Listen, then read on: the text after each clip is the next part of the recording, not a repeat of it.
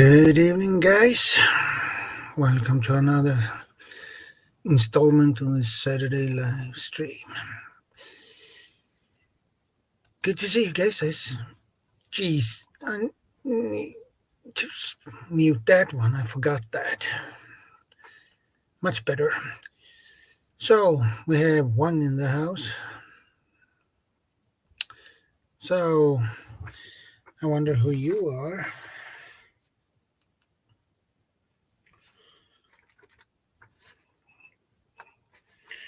But we wait a couple of more minutes until we dropped in a little bit more people here. Hey, Sandra, good to see you. Welcome to the stream, my friend. Good to see you. How are you doing, my friend? I hope your week has been good.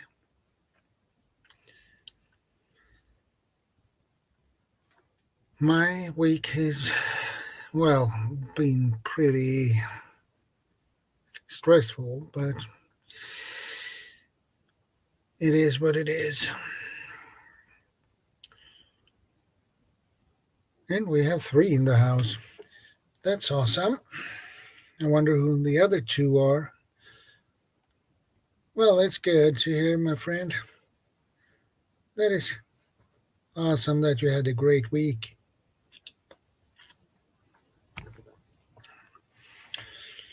It's really nice when the week's just floating nice and smooth. So,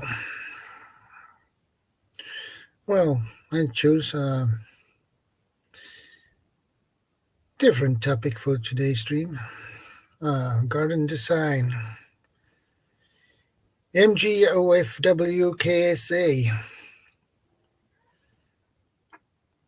Welcome, my friend.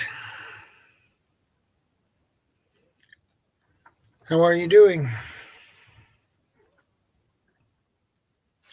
Hey, Idaho Garden Girl, good to see you. Welcome to the stream. Always nice to see you. How has your week been?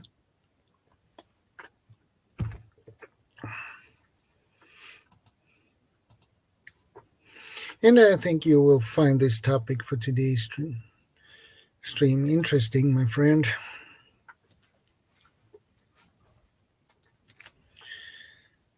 But we wait a couple of more minutes until it drops in a little bit more people. And then we go for the topic. It feels like I forgot something. I put the StreamYard link in the top of the chat as usual. So if anybody are up for it, please click the link in the top of the chat and join me. It's always nice to have people on panel.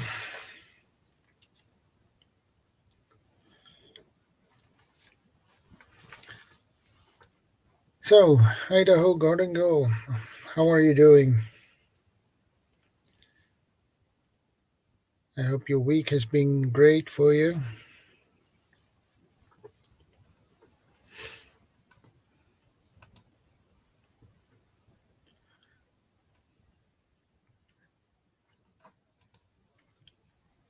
Okay, being busy. The weather has finally turned warm, so now it's a rush to get everything done. Yeah, I know the feeling.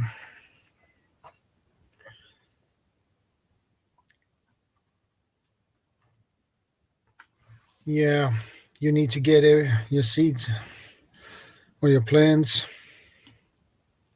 out. I'm going to get a few things planted today. Okay, that's good. What kind of plants do you plan to plant today?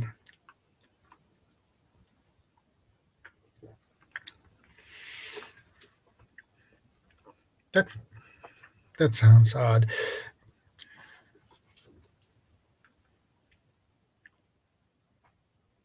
chili,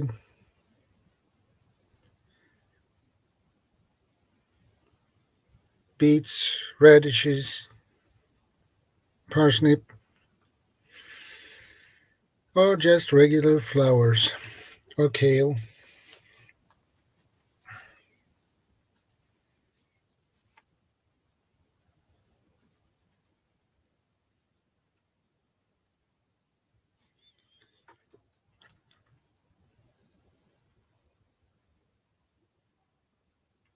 Jeez, it turns to be pretty hot here too.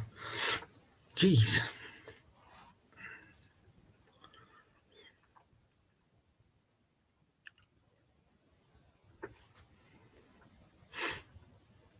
Well,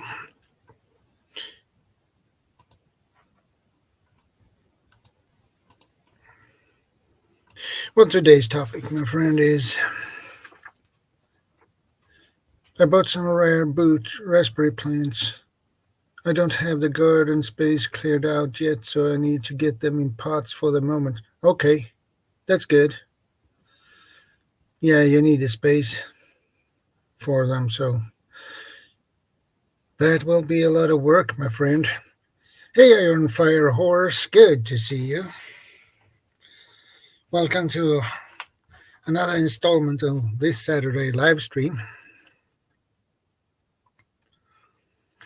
But anyway, today's topic is garden design or design your garden.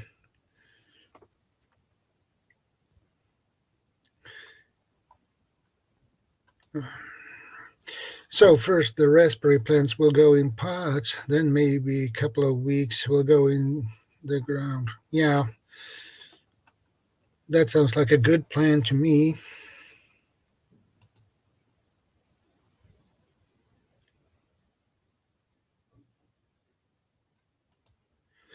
Yeah, you have to taking time for a quick break. That doesn't hurt. Hey, CR, good to see you, brother. Long time no see, or short time no see.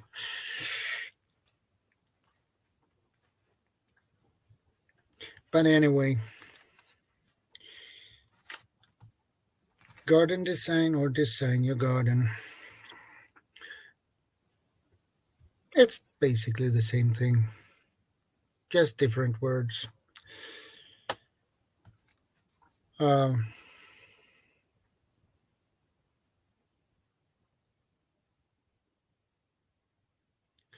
um, First of all, when designing your garden,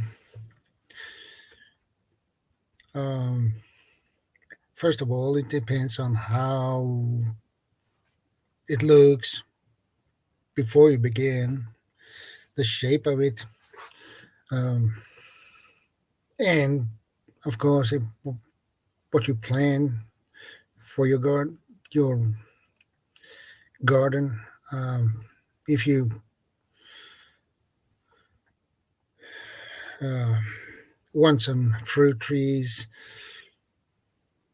cherry trees, pear, apple trees, and where the sun and shade is. Exactly, CR. Exactly.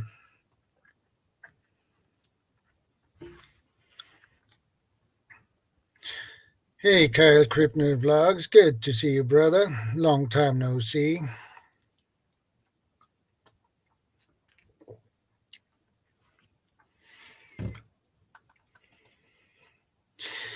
Garden design can be complex if you take into consideration all factors.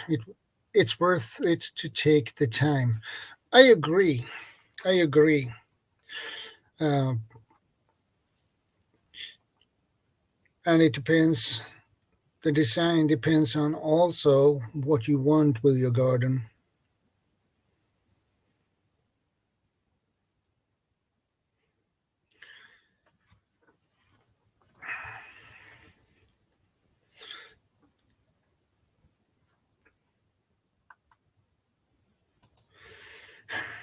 This is sprouting my interest. Yeah, indeed it does.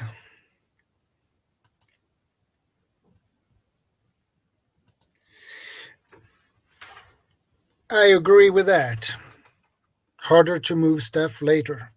Yeah, especially if you created things and you have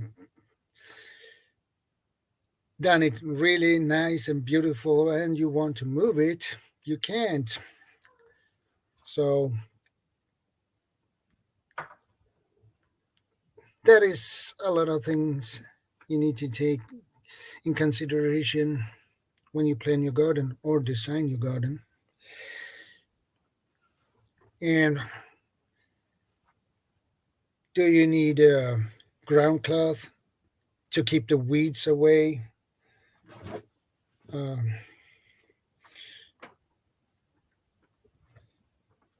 I would use actually ground cloth to keep the weeds out.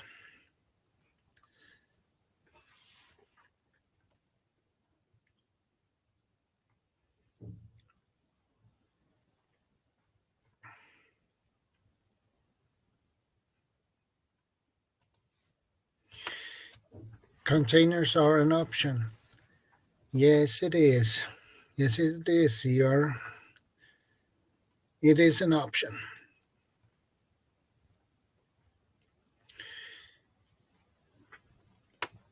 And, a good idea is to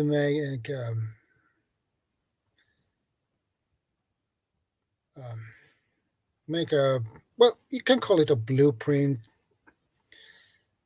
and you can put your raised beds in one corner and the other beds in another corner, etc., etc. And you can see if that looks good. If it, you might need, if it doesn't look good, well, you have might to change it. So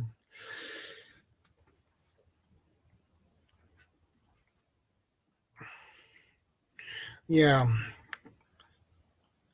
um, movable, portable beds is another idea if you need to move something.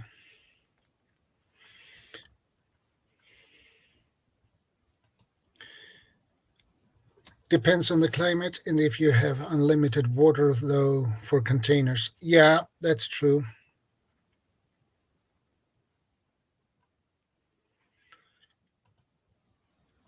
Try to source out stuff like seed, soil, compost. Yeah, that too. Yeah, the climate is something you need to consider, take in consideration. Um, in a warmer climate, you have more possibilities to do things than compared to a colder climate. Yeah, I know you do, Sierra. I know you're enjoying gardening.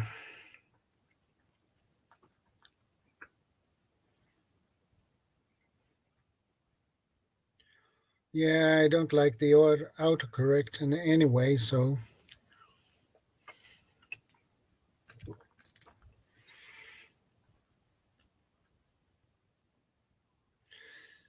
But it's okay, CR.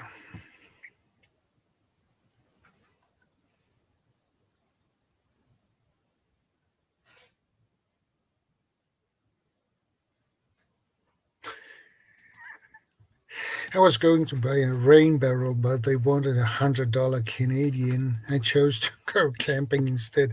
Yeah, I think you made a good choice there, my friend. $100 for a rain barrel? Uh, that's expensive.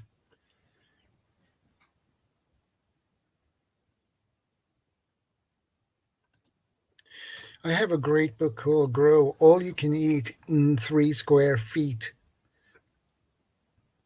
Well, that is I never heard of that book before, um, but if you can grow all you can eat in 3 square feet, it's good. It's good for those who have limited space. Yeah, that's from the city too. Yeah.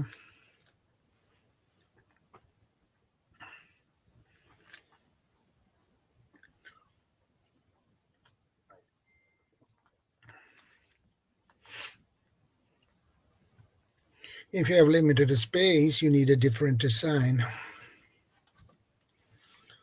or design in your garden differently,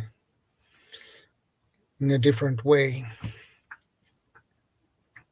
So, a good book called Grow All You Can Eat in 3 Square Feet is a good book for. Yeah, I agree, Sandra. It's good. It's a good book for small areas. Yeah.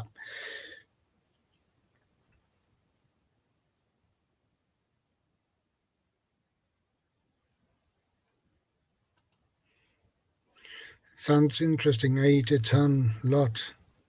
Lol, not sure it would sustain me. Well, you never know. You never know. I am fine. Yeah, you can design a pretty, beautiful garden on 3 square feet.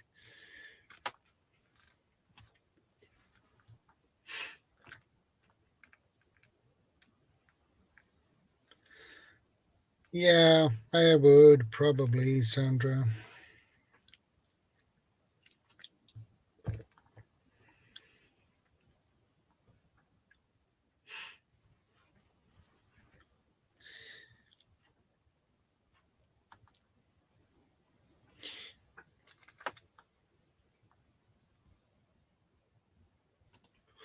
You grow different things for each season.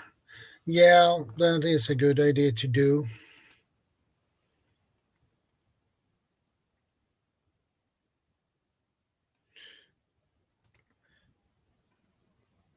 Yes, you're.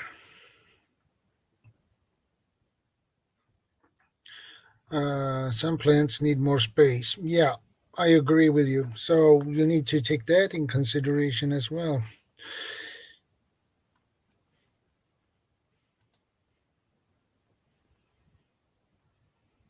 I'm not home enough anymore, and there's no one to look after it when I'm gone.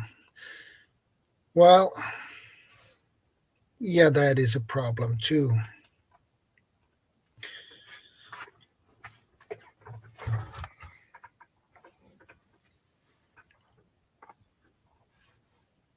That is really a problem. Your plants will die from if you're not taking care of them.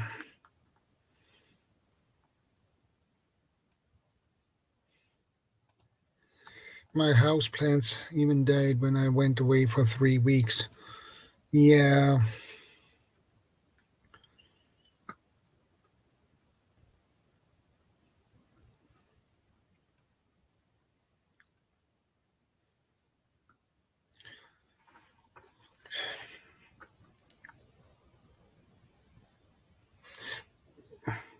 you should create a self-watering system or something.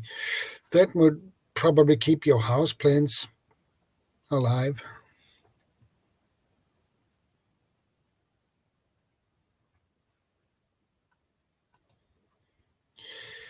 It's not enough to sustain you for the year, but it keeps me in fresh veggies and fruit for spring, summer, and fall. Well, that's better than nothing.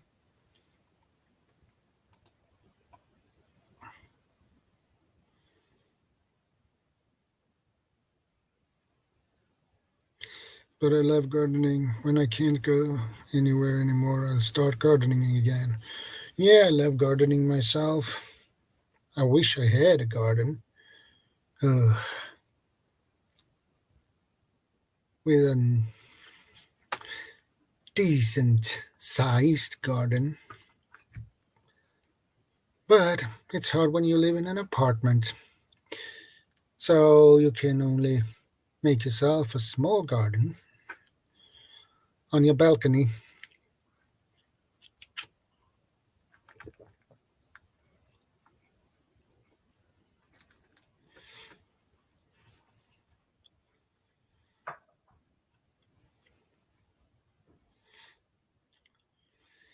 And I will remind the new ones who join,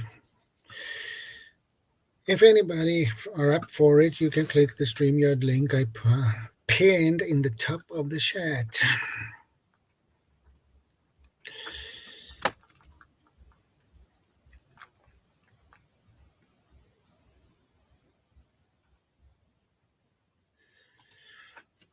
I miss having a big garden too. I'm in the city now and I have a small patio.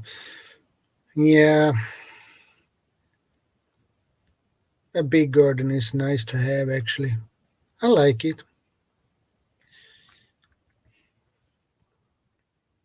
It's relaxing.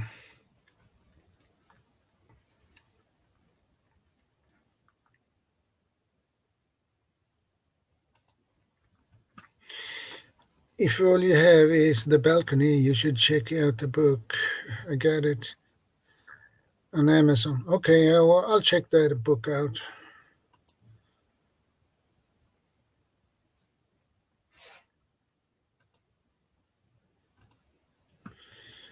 Show us your sprouts, CR.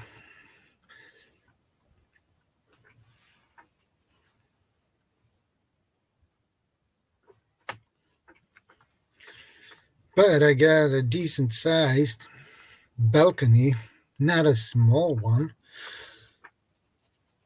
So that gives me a lot more room.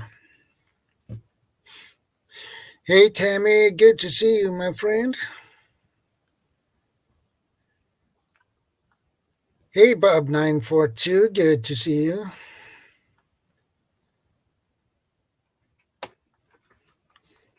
And Bob, you know the drill. The StreamYard link is pinned in the top of the chat. You know the drill. Just click the link and join me. I know you want to.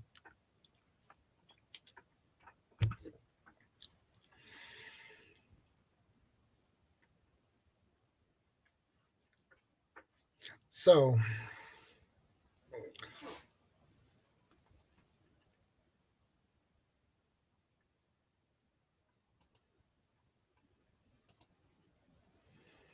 I do sprout some microgreens inside year round as well as most of my herbs. That's awesome, Sandra.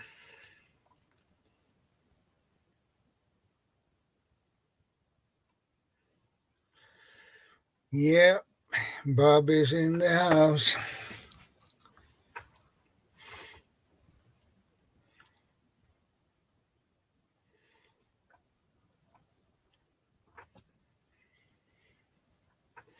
But that book, I'm going to check that up.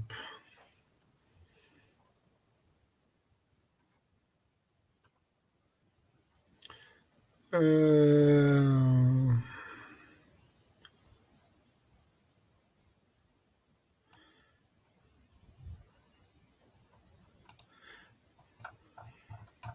I'm going to check that book out now.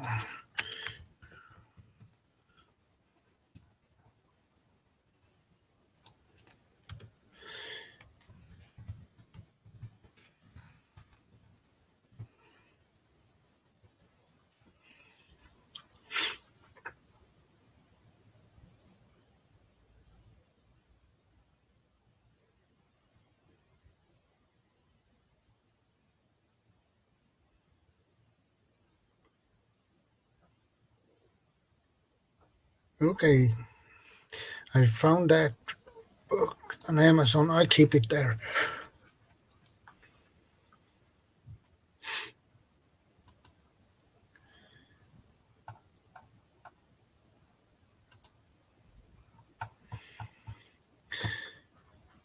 I will upload a pic of my hawthorn flowers now.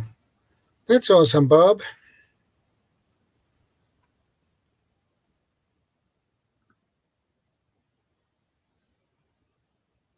Broccoli sprouts would be good, I think. I'm about to eat some greens here. Yes, you always get hungry when we talk about food. You must burn at least 15,000 calories a day.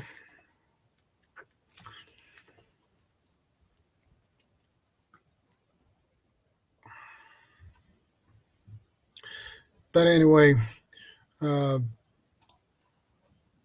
Grow All You Can Eat in 3 Square Feet. I'm going to get that book.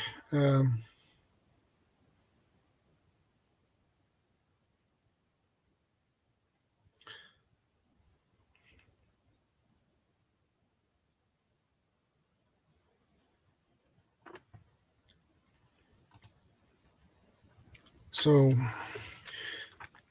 and that book looks really good, actually. So, that is something I'm going to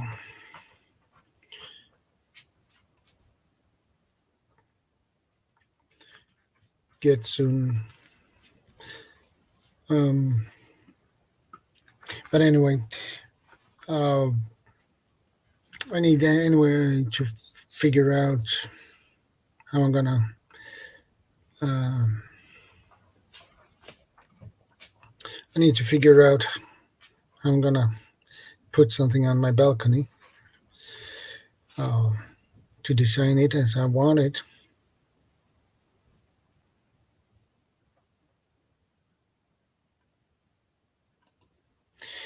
Okay, Bob. Good to know. I use canning jars with cheesecloth. Okay.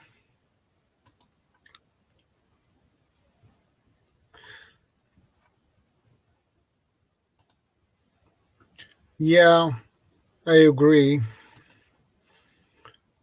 Um,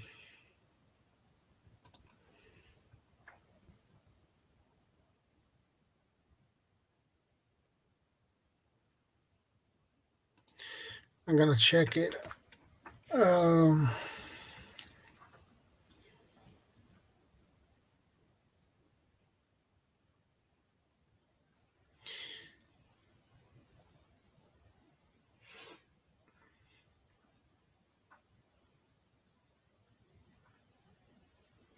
okay.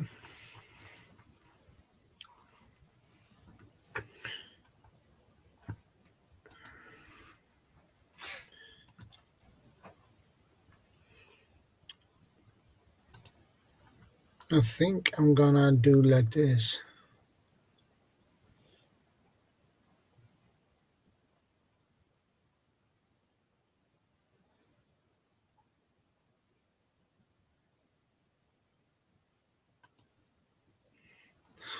I got a screen cover at Dollar Tree for frying to keep the grease and cut it to fit mason jars for sprouting. Okay, that's a good idea.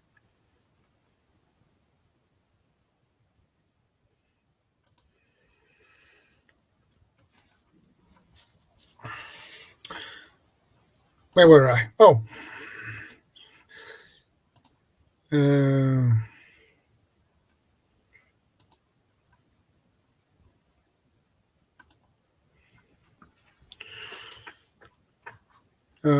here is the book. Um, Grow All You Can Eat in 3 Square Feet. Um, and it contains a lot, lot of good stuff as far as I can see. Um, Herbs,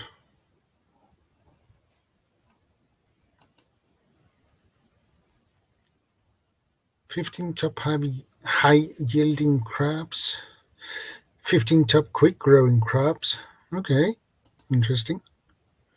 Bicycle wheel trellis.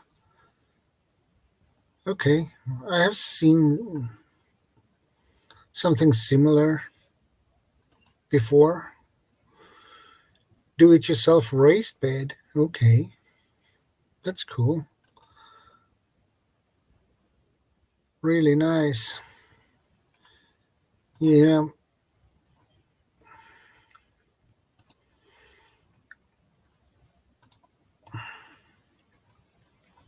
Hey, Hendo, good to see you, brother.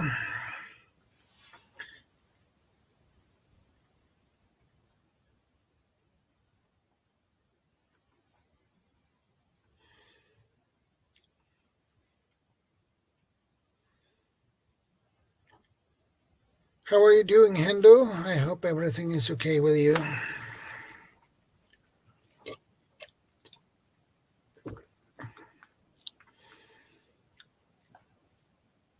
If any are up for it, just click the StreamYard link I pinned in the top of the chat.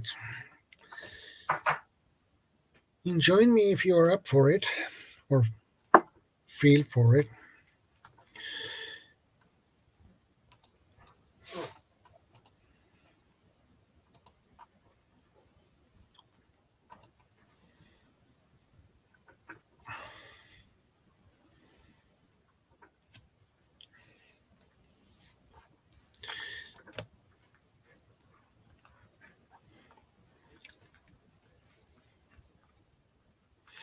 I need to probably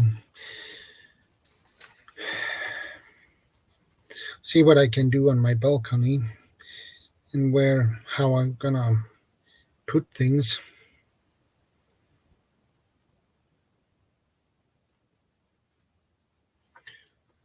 Hey, Cookie Bum. Good to see you. How are you doing, Cookie?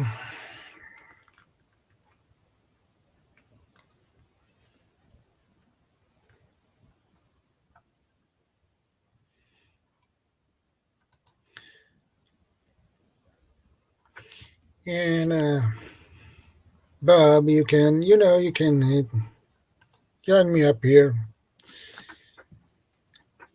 Just click the link.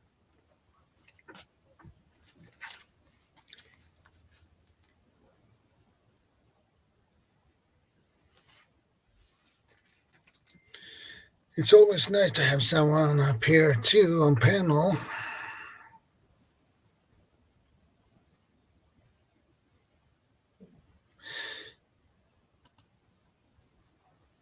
Well, I better get back at it. Lots to do before I leave. Thanks, Scott. Take care, everyone. Okay, Fire Horse, take care. Stay safe. Thanks for stopping by. I appreciate that. Uh,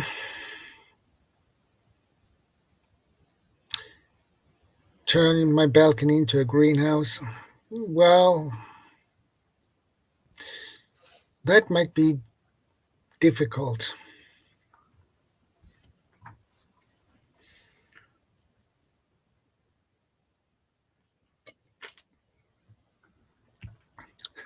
Okay, Tammy, no problem.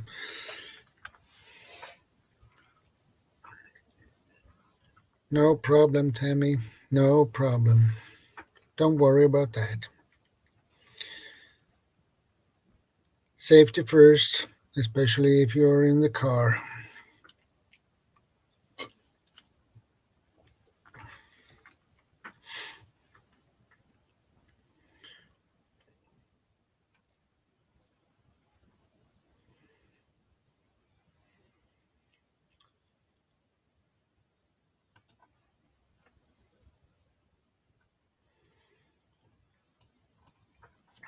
But I will figure out how I'm gonna design things. Um, so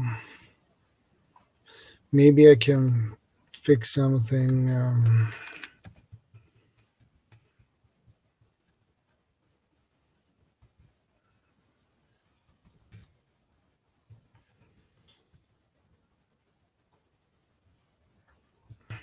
Maybe I can get some balcony boxes. That is another good.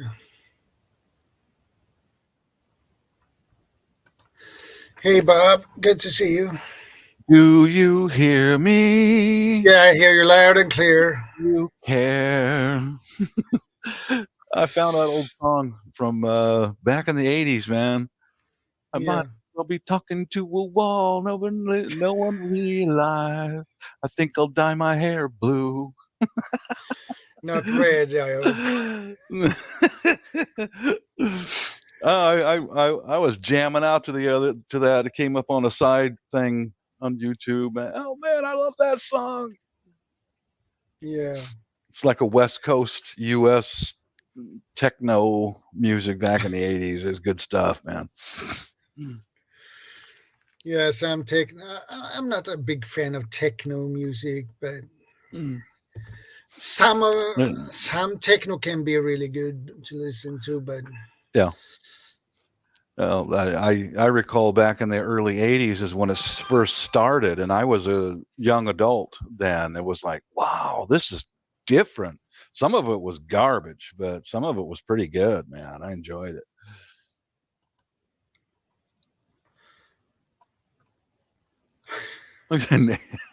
Gonna give you blue hair. No, Sandra, that's for the ladies. I remember, oh man, back in the 60s, taking my grandma to the beauty parlor and she'd get her hair dyed blue or whatever. Oh my God. It wasn't like blue like now, but the old ladies back here in the States, Shadow, they'd yeah, get a blue tinge to their white hair. And it was a big deal for the girls, Yeah.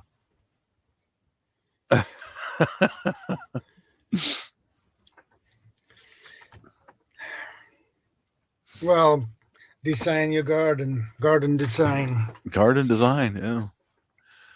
Mine's all pots. It's Yeah, do it. I did it the way I usually do is get my pension check and then go. I bought 4 very big ones, um, 2 1 month, 2 the next month. Filled them with soil and just let them sit out in the rain. And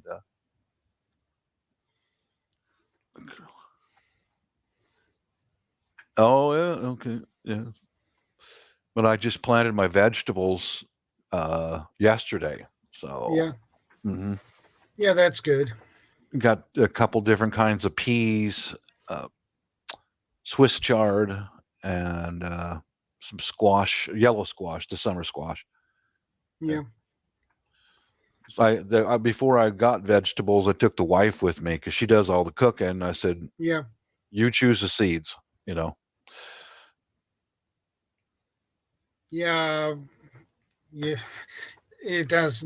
It's no use to buy seeds on a veggie nobody eats anyway. So Exactly, exactly.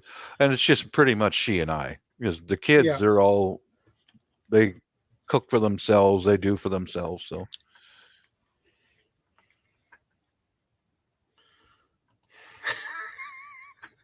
I'm trying not soil the chat with my humor. with your humor, okay. We had Where do freeze you warning. Where do you live, Sandy? Freezing already? Still?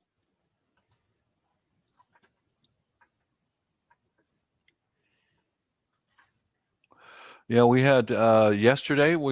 I know we do it the old imperial measurements, but we had 76 degrees yesterday, and right now it's 68 degrees. I don't know what that is in European stuff. I don't, but it's warm. Southern Ohio, southeastern Ohio. Okay.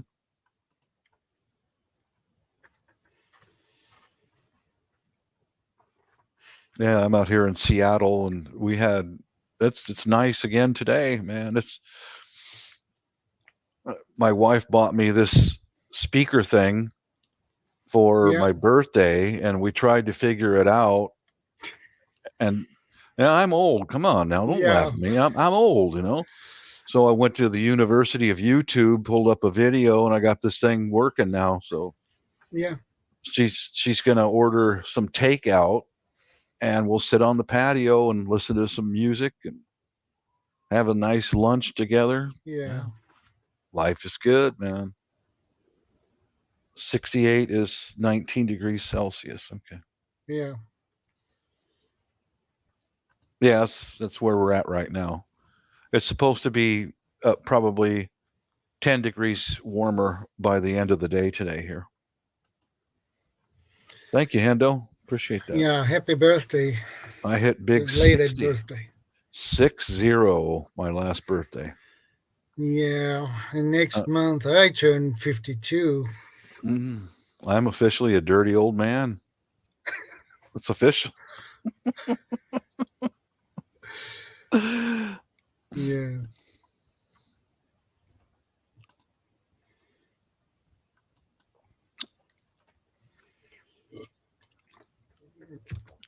Yeah, that's all I've done with my gardening is just all pots. But this is our first year of being able to grow anything. So, Yeah. But someday you probably will make another design, redesign it, and hmm dig something and put a ground cloth in it to yeah, could prevent be. the weeds get up. Could be. Yeah, could be. One thing I know from horticulture years in horticultural classes is that you plant your food rows or anything Yeah. north to south so it gets morning sun and evening sun. The whole Yeah. plant is covered. That's one of the more important things that some folks don't understand, I guess. At least for plants that need direct sunlight, north to south. That is something good to remember. That's right, Hendo. I am a dirty old man. Yeah. Soon I will be in your age too, Bob. So, It happens fast, my friend. Yes, it does. yeah, the time is flying Mhm. too fast. It's a big deal for an old man like me to figure out how to hook this up to Bluetooth and sync everything. So, Yeah. ah.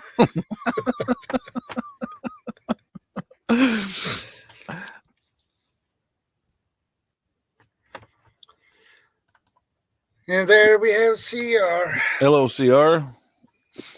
Hi, everyone. I can't let Bob have all the fun here. Mm-hmm. Hey, How are Second you doing, Star Bob? Survival. Good to see you again. Oh, go figure. Mm. Go figure. Nice to see you again. Oh God, what's up, guys? I look forward to your lives, there, Shadow. Yeah, Yeah.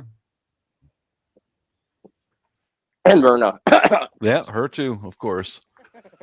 Yeah, I'm always kind to her, man. I send her if it's live or her videos, I send her, a hello and a thumbs up and a nice comment.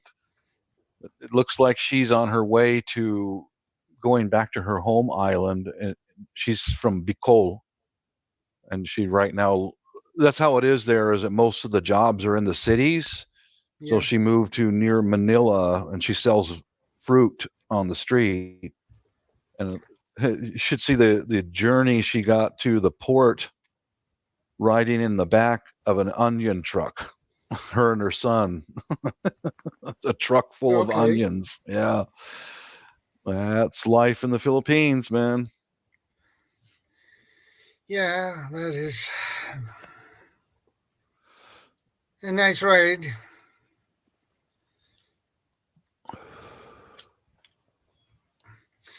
So, how's the weather out there for you, Bob? Perfect, absolutely perfect right now. Well, like I said, there's this major warm trend coming out west there.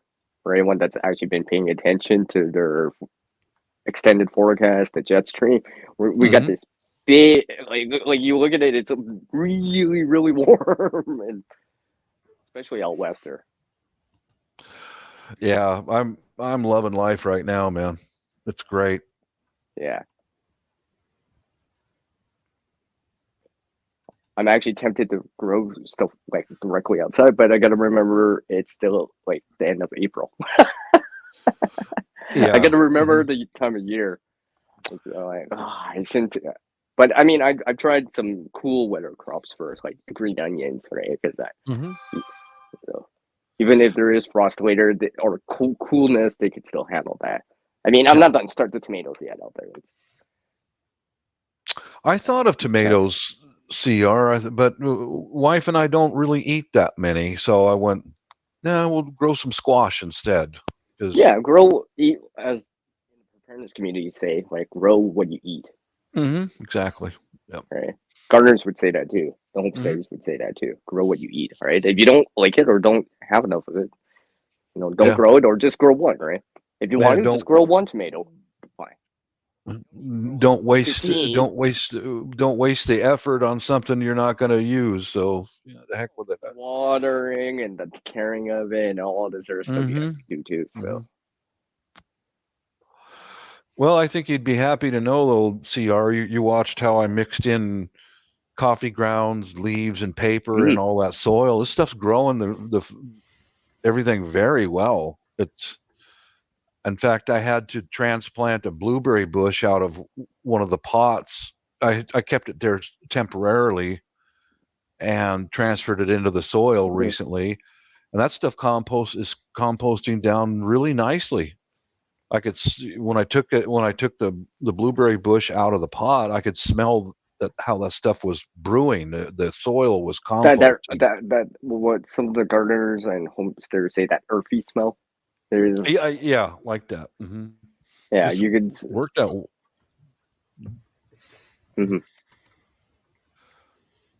Hello, Tammy. Tammy. Oh, you got that right, Tammy. Fried squash. The missus is not a big fan of it, but she will eat it. But I said, I got to have some of these yellow squash, man. That brings back some good memories from childhood. Yeah, I managed to grow some food does bring some memories from your childhood. It certainly does. Fruit. Strawberries, cherries. Yeah. I mean, I'm thinking of something else. I recall growing up, like you guys probably know, that we grew all of our own food growing up, and I remember just before dinner time, Mom would tell one of us kids, go out and go pick some yellow squash and bring them in the house, hand them over to her, and she gets a pan with a little bit of oil, or sometimes she'd just cook it in water, and a little crispy on the edges and it's nice soft on the inside. Oh, baby. I'm in heaven, man. Just a touch of pepper on it. Oh, yeah, right. Right. Maybe some salt too. A little charred on the outside, nice and soft on the inside. Oh yeah. Yeah, that's living to me, man. Okay, everyone, start eating because obviously we're gonna get hungry. Well, I'm the one hungry. I don't know. If well, I don't know if she's gonna make any breakfast before she goes to mass or not. I really lay down the law with her. Get after it, Mrs. You could get after that food, Mrs. Get on there. Yeah. About that gardening, most people, and I generally say most people, can grow something. Some of it will be a little bit smaller, like an apartment building or whatever, but some people have, let's say, suburban area. You're just gonna work the ground a little, right? Maybe a little less grass, more bed or something like that. Because most people have enough space to grow something. Don't blame it on me, Hendo. Blame it on CR. He's the one who brought it up first. He's a habitual criminal. You know that. He's a food criminal. Well, at least that's got CR in it. At least that's got CR in it, right? Just realize that. Like crave. I mean, yeah. Yeah, because I've seen when people have done it even in apartments, right? I'm like, now I don't live in one, but Hendo, you're fired. You're fired, man. Yeah. Again. he'll rehire you on Friday, then fire you again on Saturday, next Saturday. Absolutely right. Yeah, it's not none of it's permanent. It's not permanent. It's just just temporary. Yeah. So how are the plans going for you over there, Bob? Going well, I hope. Excellent, excellent. I just posted on my community of my hawthorn flowers. That hawthorn Seen that tree one. the one I sculpted really nicely out front. Oh, it's beautiful. Wife and I were out there taking photos of it this morning, sharing the pictures out. Well, it's nice to see the color too, right? Mm-hmm. Especially after Mm-hmm. winter, to see the greens, the yellows, the purples, the blues, right? Yes, sir. It is. I I shaped that hawthorn tree in a bonsai methods, and it's really paying off now. It's just absolutely beautiful. Yeah. Not boasting, but it shows that you put some effort in and you get a reward later, but you got to wait for it. Yeah, yeah. Well, it's just like gardening, right? In general, if you put a little effort in the beginning, you reap the rewards of the harvest later. Yeah, you do. Well, Tammy, I know that this is a Japanese hawthorn and they grow little red berries. That might be where the seeds are at. I'm not 100% sure, but Oh, she wants to seed exchange with you. seed exchange. Mm-hmm. I'm starting to get into that now too. Starting to get into that too as I've gone a little bit more into this. Kind of enjoying it too, and socializing around seeds too, growing food, Yeah, gardening. Right? It's nothing wrong I with try to get to learn from other people that have been doing it, maybe longer or a little bit more experience, and stuff like that. They're medicinal, Tammy. Japanese hawthorn berries are medicinal. I wasn't aware of that. I haven't looked into it. Um, Interesting. Tammy has, obviously, so. Yeah, Mm-hmm. yeah. See, you learn something new from people who with experience. That's what this YouTube is all about for me, I teaching and agree. learning. Hmm. Mm-hmm. RG Arizona Homestead, good to see you, brother. Hi, RG. Welcome. Where's Garden State Gardener Seed Competition? I have no idea. I don't know. Oh, I just realized something about the growing a garden and stuff like that. Do things that kind of work in your area. I keep forgetting we all live in different areas of the country Hmm. or continent, different growing zones, climates, and Hmm. weather patterns, all that stuff. So grow stuff that if your neighbor's growing something and you like it, well, obviously you probably could grow it too because it's already been growing. Let's say here in Canada, in my area, or Yeah. for you, Bob, in the U.S., Washington Hmm. State, or for you, Shadow, in Sweden, right? Hmm. Yeah. So, because I'm pretty sure I'm not growing like a banana tree here. Probably no, probably not happening. But Hmm. I could grow a green onion here. I know that, or something like that, or sunflowers, right? If you want to go like that, or tomatoes and stuff like that. I'm pretty sure I'm not gonna grow like hot peppers there. It's probably not hot enough or long enough too of growing season. Let's say without like something like a greenhouse, stuff like that, grow lights. Hmm. I mean, those Oh, extend your growing season. Grow lights, greenhouses, and stuff like that. yeah. Same here, Arizona. I just planted my vegetables in large pots yesterday, but I mixed nasturtiums in with the vegetables seeds, so it's going to be. I heard from someone here on YouTube. I think it was more than one source that nasturtiums tend to drive away the bad bugs. So it's like, and I love nasturtiums anyway. So, hey, we'll get after it.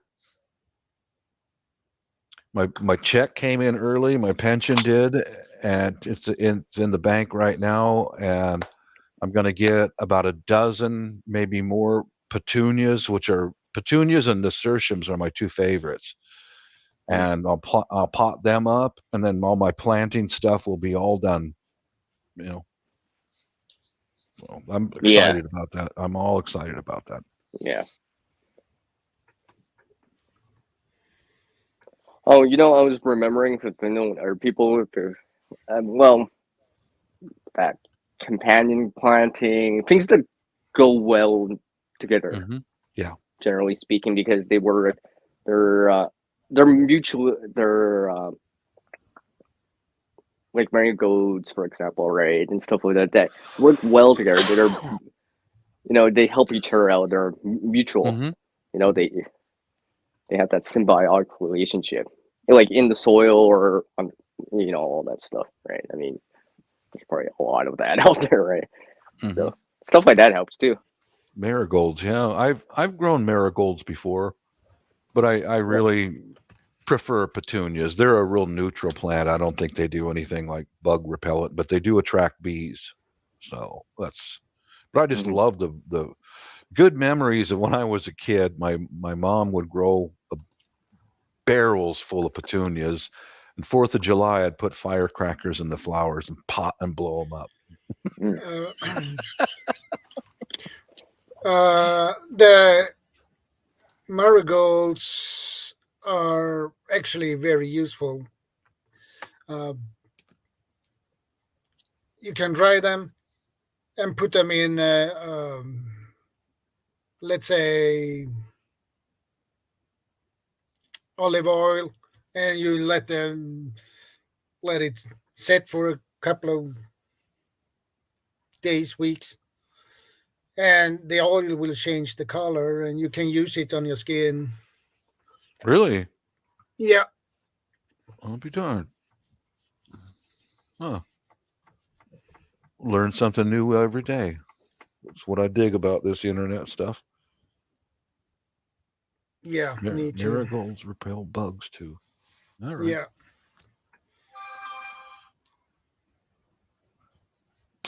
Oh, I I took some very small cups. I bought them at a secondhand store, dollar each, about a half a dozen of them. I filled them with water and I put them around the garden so the frogs can lay eggs. And I think I'll have to do some closer inspection, but I think there's some eggs in one of them. So I hope there is because I really love those little frogs, man. yeah. Guys, those frogs are only that big. They are the males are tiny like that. The females are about that big, you know. Okay. Well, don't the frogs help with the bugs too? Yes, sir. That's Yeah, why. so it might Mhm, be beneficial.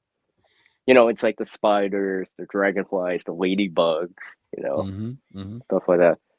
Well, if you Those have a might actually help. garden, it's a good idea to build a frog pond, some in your garden, like in a suitable place.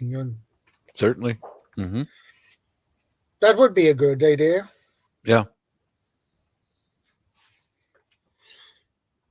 yeah. We were looking at several when last summer when we got into this house. We were looking at several houses all around this area, and there was one family who had a frog pond, and man, that thing was just full of frog eggs. And I can hear them all around the area.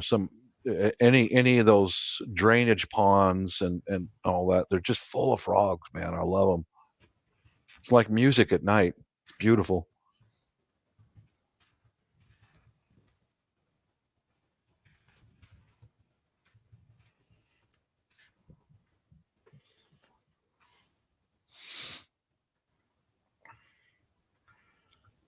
So, but if you're gonna have a little frog pond in your garden, you need to have a decent sized garden for that. You need Yeah, the space for it.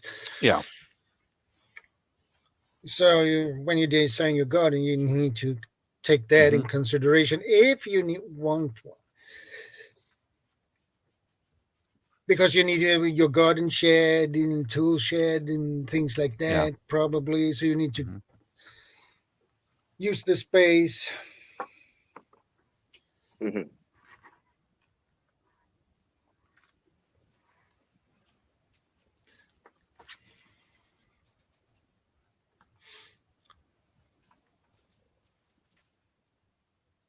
Oh Make yeah, it so efficient as possible. yeah, Arizona. My house over in the Philippines. My brother-in-law posted a picture of a on the windows, on one of the windows of the house, there was a tree frog stuck to the window. He posted a picture of that the other day. I said, "Right on, man. Let him live. That's a mosquito eater, you know." Looks so weird though. He's just stuck right to the glass. Like, Yeah, I'm all for the bugs and things that consume like mosquitoes, maybe aphids and stuff like that. Ladybugs, dragonflies, spiders, they're beneficial.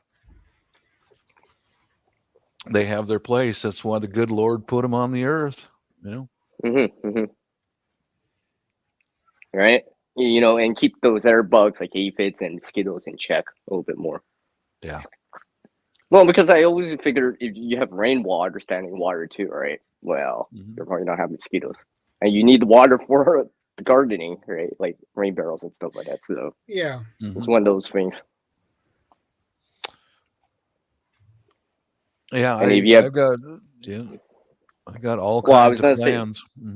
Rain barrels. When you just brought that up, CR, pardon me for interrupting, but oh no, go that's ahead. one of the plans to have rain barrels coming off of the gazebo here in time coming up, so I can just get free water for watering the vegetables and the plants. Just dip the water bucket in there and free water. Because gardening will probably consume quite a bit of water. You're gonna need quite a bit of water for gardening. Oh yeah, yeah. Especially some of the more thirsty plants out there. Yeah, That and maybe tomato you plants might. are really thirsty. I mean, some of those ones really need quite a bit. They I do. mean, there's heat tolerance ones, but all of them need water. And stuff like mulch and stuff like that, ground cover will help. Prevent that evaporation and stuff like that. Because some plants, let's say, if I remember right, like tomatoes, above let's say 80 Fahrenheit, they tend to do. They don't do as well. It becomes too hot. And if the soil's dried out, it hasn't rained, or you haven't watered, they'll probably be like, "I need water. I'm dehydrating." Yeah. I've got all my inside plants outside from yesterday, and I left them out there all night because it was that warm. And I've got one indoor plant that's really thirsty. It's called a prayer plant. Man, that thing just guzzles the water down. It's really thirsty all the time. So that's Oh yeah, another I've seen example. that with the sunflowers. I'd be like, I'm putting like, let's say 2 liters, like a full, let's say, soda bottles worth of water. All I hear is like, I can hear the sound. It's so cool to hear that. It's just like literally the roots are just like drawing it in so fast, right? Yeah, I'm just about finishing my water catchment system for my garden, which will be 100 gallons. Right Yeah, on. when you Cool. design your garden, you need to take that in consideration too. If you want water catchment system too, Yep. and what you can fit. Yeah. The house over in the Philippines has got I think it's maybe 500-gallon stainless steel tank, and it comes right off the roof and Teresa into that, Santiago, welcome, my friend. and all that. You know what we use that rainwater for is for plants and for our laundry. Hello, Miss Santiago. I've done that before with rainwater, with laundry. I mean, it was really clear, but it wasn't really dirty. But yeah, I've done that before. It's perfectly suitable for washing clothes. I mean, I generally it like it is. when it's a little bit more clear. Yeah. Versus like dirt in it. But yeah, I've done that before. Miss Santiago, I'm at your channel right now. YouTube channel, Santiago. Let's see. Are you in Canada, maybe, young lady? Miss Filipina? Okay.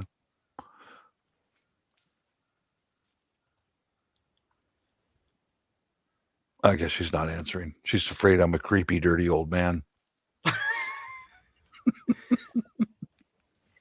Bob said that. I didn't say anything. We didn't say anything. Yeah. Bob said it on his own. I put it right out there. I'm 60 years old, so I'm a dirty old man now. A DOM, dirty old man.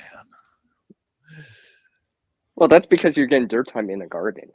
Yeah, why. that too. Yeah, But that's it why. is That's why dangerous. he's dirty. Everyone. Not that Yeah, they're that'll dirty. be- He's dirty because of soil. So far, I have 3 systems totaling 500 gallons. So far, I have more to build as the time permits and money. Whoa, that's a lot of water. 500 gallons. Oh boy. Yeah, that's like 2 of those IBC totes worth, because those are 250 gallons. Yeah, and you need I mean- space. Oh yeah, because the water is going to take up room and the weight. Yeah, exactly. So Not if you everyone wanna- has a cistern, right? Underground So you cistern. if you need that much in your garden, you need to design your garden and say, can I fit that into it? If Mhm. not, well, you have a serious problem. You have too small garden. You need pretty big garden for that.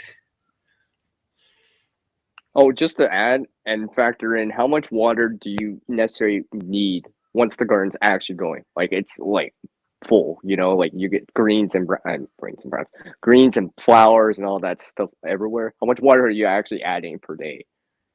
And to Yeah. kind of factor that in, because let's just say there's like a drought or something like that, and you have rain catchment. Could that rain catchment get you buy you enough time until the next rains, so you don't have to tap into like well water or something like that? Yeah, exactly. So that's something I'm trying to factor in. Because if you could get by like 2 weeks, maybe even 3 weeks, and you're still regularly watering like you would usually most of the Yeah. time you're probably gonna get by, right? Yeah. Eventually there will be rains. Hopefully, you see them in between to replenish that water supply and stuff like that. And avoid watering in the afternoon, right? Yeah. You should Right. not do it when it's lunchtime or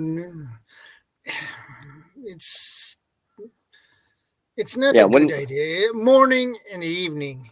Yeah. It's just more or less for that evaporation loss that you're gonna get off the Yeah. surface and stuff like that. Yeah, you lose a lot of water through evaporation. So Yeah.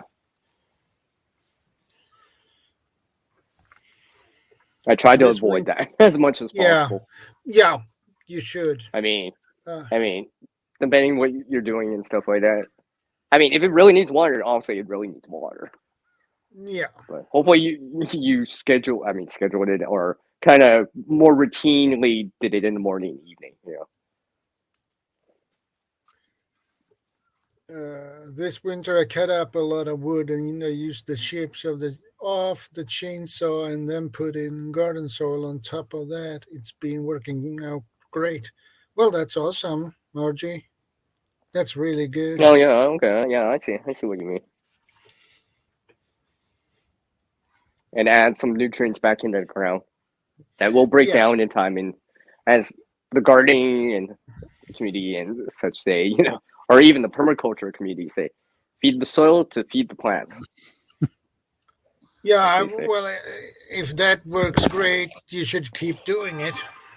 Yeah, if you're seeing positive results, I would keep doing it because obviously you're seeing positive results. Honestly, if it's not working or, then, maybe not do it. But if it's working for you, right, and you're seeing positive results from it, maybe it's something to continue doing. The back treat and gardening system cuts down on the amount of water that you need. There's a minimum loss. Okay, never heard of that system before. Can you Mhm. I'm Not familiar with assuming that. it's like mulch. explain and that a something little more further? Yeah, I'm assuming it's like mulch, ground cover, right? Because when soil's exposed, because soil is darker in color most of the time, that evaporation's more because it's darker in color. Compared to if you had like mulch over top of it, kind of covering it, right? Oh, I have to tell you guys real quick. I'm taking applications for a new missus. Okay, because there's no breakfast in there for me. I'm having to eat a peanut butter and jelly sandwich. And while The I was out struggle's here, real for Bob. no, the biggest sin of all is while I was out here, she said she was going to go cook some stinky fish outside in the gazebo, but she cooked it in the house. Fired. Yeah. Taking applications. Yeah.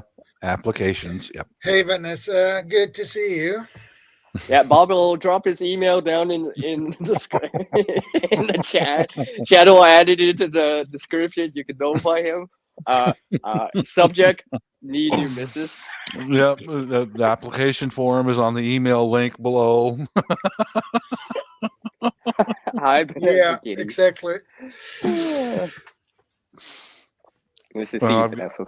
I've got that ozone generator in the house, and I got to wait till she leaves, and I turn it on for about 5 minutes, and it kills all that fish smell. You know. Yeah.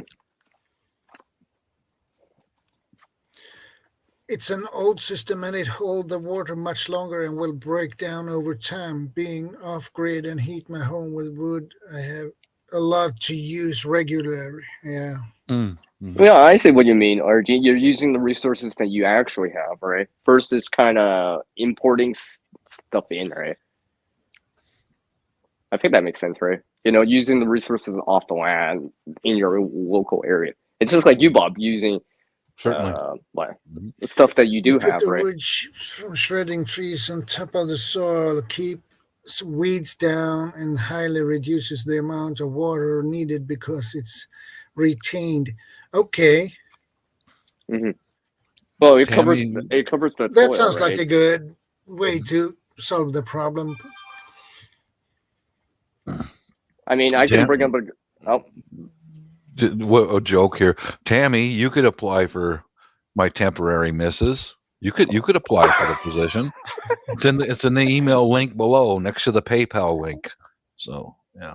Sorry. Go ahead, guys. Sorry. Subject line: need new missus. Taking applications.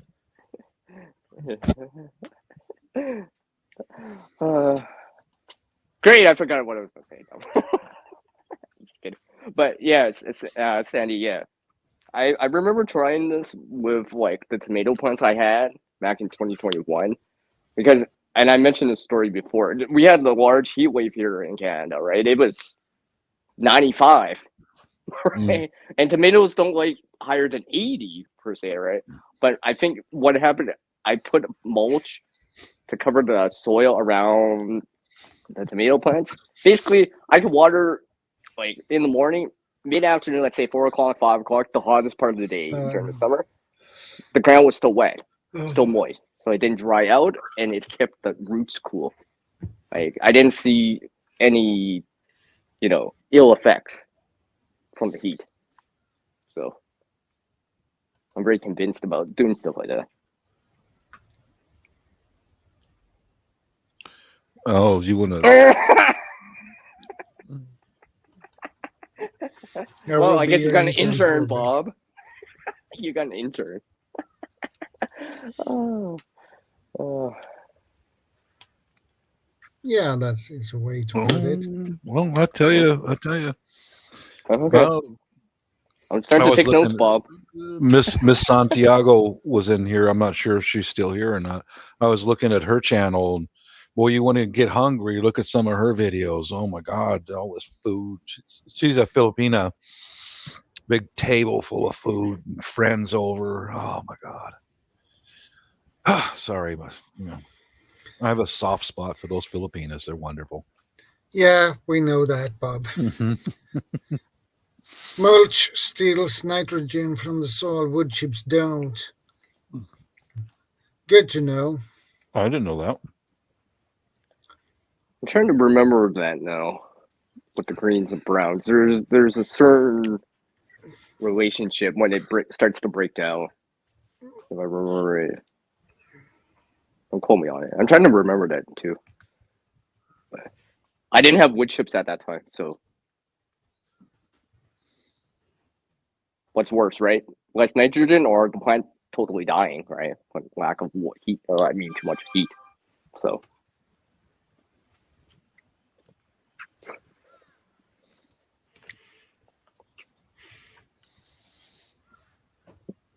Oh, darn it. Miss Santiago's not here. I was looking on her channel, and there's a third video in a row, how to cook fish without the smell. She should have applied. She should have applied. But she left the room, darn it. Come on, guys, go find, where is she?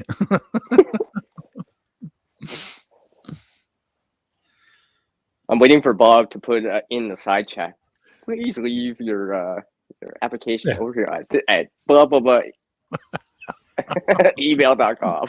Italian sandwich at the moment. Okay, that works too. Sounds good. But like I said, I'm very convinced about ground cover now, more and more, especially the hotter it gets. Mm-hmm. Because like things like drought or really high heat, it's a thing, right? I mean, like I think we've all experienced it. I mean, I've experienced it here in Canada. I mean, I saw a temperature almost at 90, 98, 99 almost there. That's really hot for here in Canada, for where I am. Right, so I'm like, because you need even more water, right? Because the evaporation loss or the water usage is even higher. So.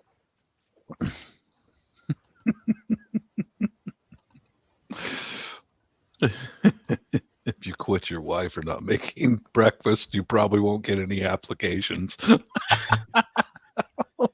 Well, at least we're entertaining Idaho Garden Girl here. You guys are funny. That's embarrassing. Yeah, Idaho Garden Girls, we are so funny.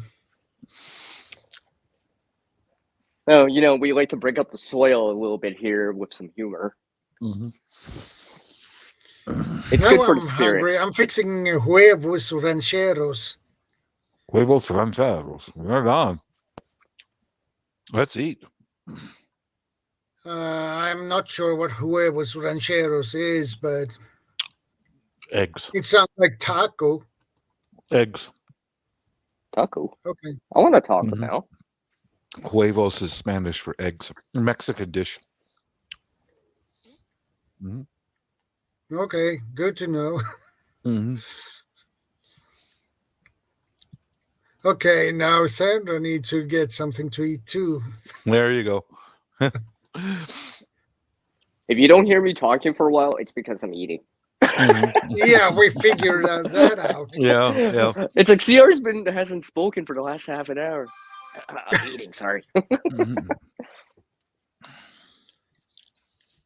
Yeah, always talk about food. Everybody gets hungry.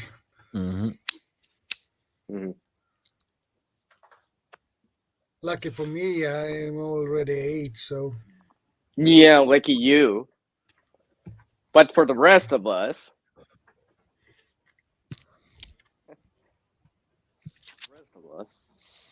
Well, let's see. Llama compost does wonders for the soil. Okay. Never heard about llama compost. Does that compost contains poo, a llama or what? Llama poop. I feel like I've heard about that before. I mean, there's so much out there you can learn about in terms of gardening. Well, guys, I have to get back to work out here. All right. See you guys next time, and also have a wonderful day. Take care, care, RG. Yeah, good luck with Thanks your for garden. Stopping by. Yeah. Take care, well, RG. See you later. Mm-hmm. Yeah, we see you later. Mm-hmm. Oh, you're so fired, dude. You and Hendo both. You're both fired, man. So blame fired. CR if you're fasting. Don't ever watch CR's. Yeah, he will kill you. I don't know how people can go on a diet and watch YouTube and watch all these shows or live streams talking about food.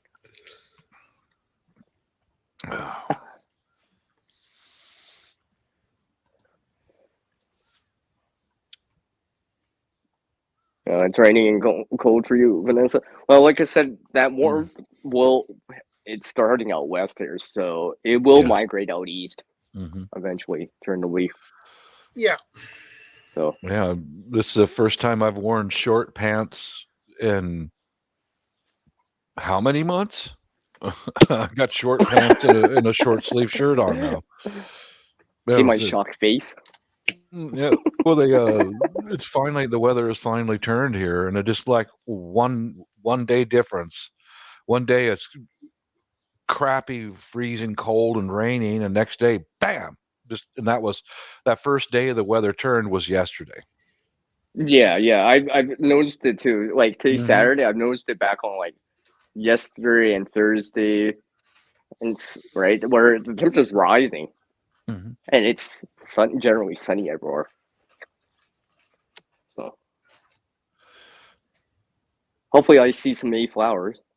That'd be Hey, nice. here's a question for you guys. I want Mhm. to save my used coffee grounds and keep them dry. I thought of a colander to store them in, but a colander is kind of deep. But can you guys think of any kind of a container I could use that's thin enough Oh, that they can lay down there and dry? You know, because if you take wet coffee grounds, you stack them up, they tend to mold. yeah, So I know. you I've guys seen that Yeah. before. think of anything? Well, Anything? well, Bob. Here's what I do, and you can consider for your area and everyone Hmm. else, right? What I do is try to spread out the surface area. It's just Yeah. like when Right. you've been breaking down that stuff with the wood chips and the leaves and all that stuff. When you Hmm. increase the surface area, air can get into it, and it dries it out faster. Right. Right. Because once the coffee grounds are dry, you can store them for long periods of time. Not worry That's about what. mold, right? Yeah. Because That's. mold is one of those things like you just don't want to handle it after, right? You No, just you like sure don't. I don't want to handle that. I sometimes that's happened to me, and I just had to just dump it outside. I'm like, well, I can't store that anymore. I not done take the chance with that, right? But what I do is spread it out. Let's just say if you had, let's see, a spare cookie sheet, something along the lines of that, with a tray, for example, like a takeout tray that you might see in a cafeteria, for example. Lay it out, right? Uh huh. Let it dry.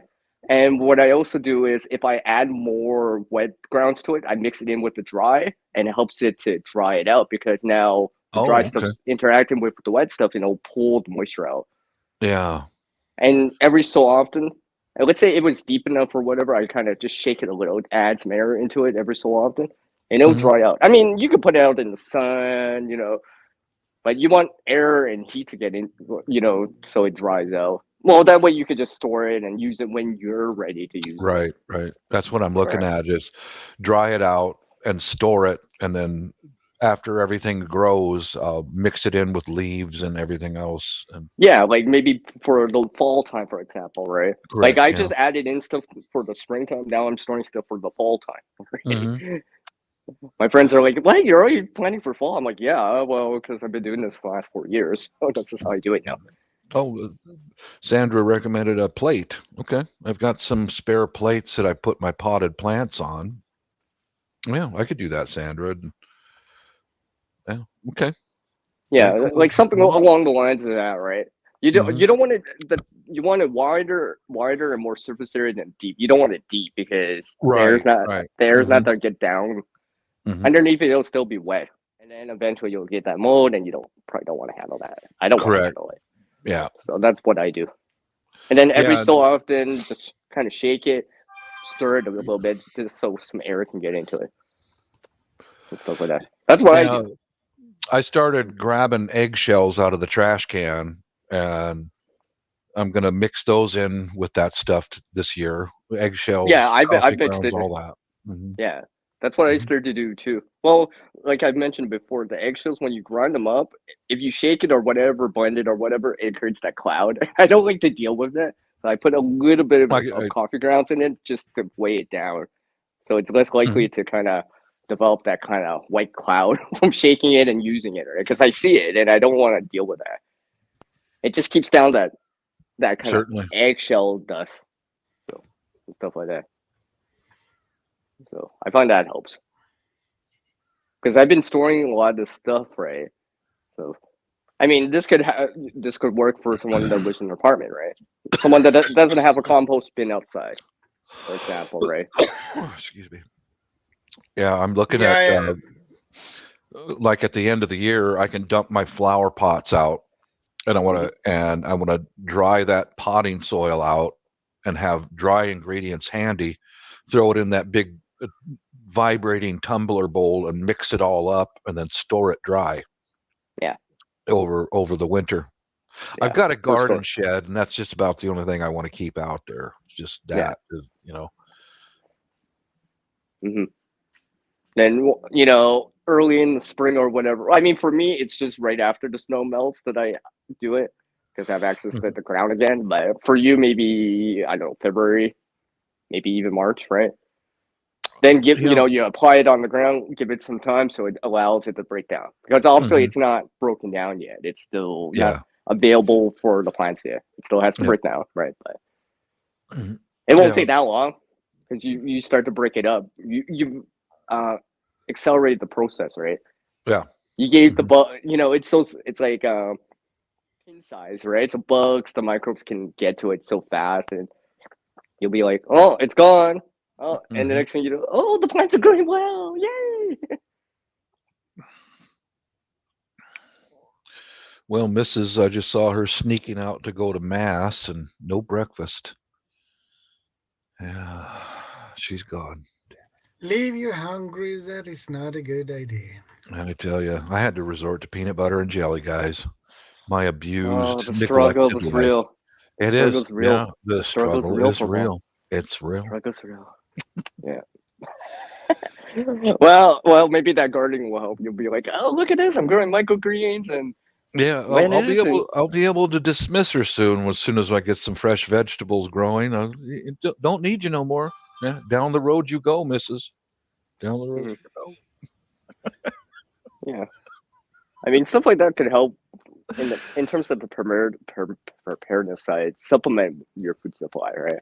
Maybe Mhm. not fully because obviously you can only grow so much in a really small space, right? I mean, and not everyone does like hydroponics, has grow lights, even sunlight, right? I mean, you look like try to look like Kaylin Strain, right? She's Yeah, trying to grow stuff in the shade on the north facing side balcony. That's probably the most difficult part, right? I mean, I'm lucky to Oh get sun. yeah, Bob, you got sun and stuff like that. Other people have more area, right? A yeah. gardening area, right? Mhm. Imagine Yep. trying to grow stuff on the north facing side in the shade on a Mm, balcony. that would I be imagine, tough. yeah, that'd be tough, right? Hmm. So that's why I've been paying attention to what she's doing. So, hey, if she can grow that in the shade on the north facing side, I can do that too on the north Sandra, facing side. I think Sandra's talking about my wife. I hope she's watching you right now. Well, she's so used to me, Sandra. She, she doesn't take any of that stuff seriously. She looks at you and is like, whatever, It's Mom. like, yeah, Do you whatever. want a Just sandwich now? Do you want whatever. me Are to you cook for you hungry? now? Yeah, are you hungry? Yeah.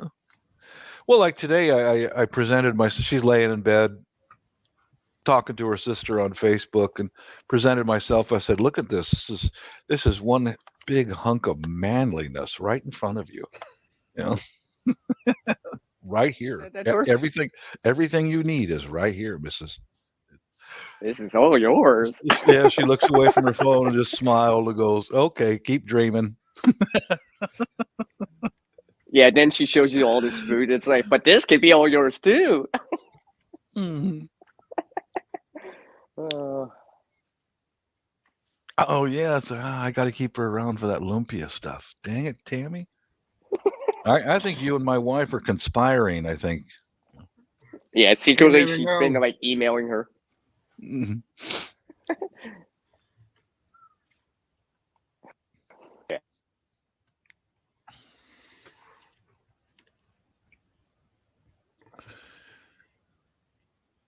I I think. noticed. I noticed one thing with coffee grind, especially when it's wet. It turns out to be very I'll be right back. compact, It and does. yeah, Mhm. and if that Wow. If that Mhm. dries in that shape, it will be rock hard. Yeah. So if you are going to dry it and keep it loose, Sorry to interrupt real quick. I'll be right back. I gotta answer a you need voicemail, to so I stir it gotta slip out. around to keep I'll it be back. loose, basically. Yeah. I think I'll take Sandra's suggestion and just use one of my plates that I have Yeah, for the flower pots until I can get to a thrift store and maybe find a large tray, a serving tray for cheap, yeah, and use that.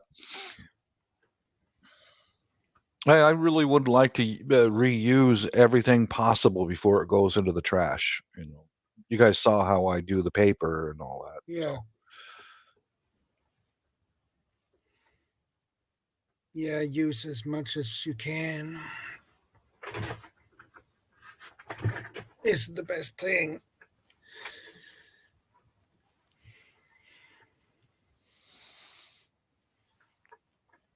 yeah, the good part about getting warmer weather is I've got to come up with probably a used little table of some kind Yeah, and grind the paper in outside now that the weather's warmer because it is dusty. It really is. There's dust on the walls and stuff like that from grinding up that household paper. yeah, I'd like to be able to do that outside as much as I can now. yeah. I know the feeling. It's Hmm. really dusty. Yeah. It's not fun, Hmm. Okay, I'm back. and it's I see her. nearly impossible to get rid of. Get rid Yeah. of what? Oh, grinding Paper dust. paper. Yeah. Mm. Yeah, because it's hard to see, but on the flag and the banner behind me, there's just fine paper dust all even on my drums up on the walls and stuff like that. And so I'm hoping to be able to find some kind of a small used table or something and put my grinding stuff outside. Yeah, You mean for fabrication purposes? Okay. Yeah, yeah. Well, what I'm aiming at is run an extension cord out in the grass and grind the paper out there and take the container out and throw it out in the grass rather than just feed the grass right there. yeah, That's what Okay. I'm hoping for.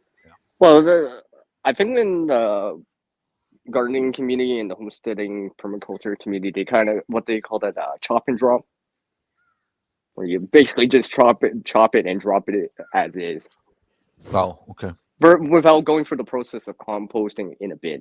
I mean, it Hmm. still has to break down and stuff like that, but Yeah.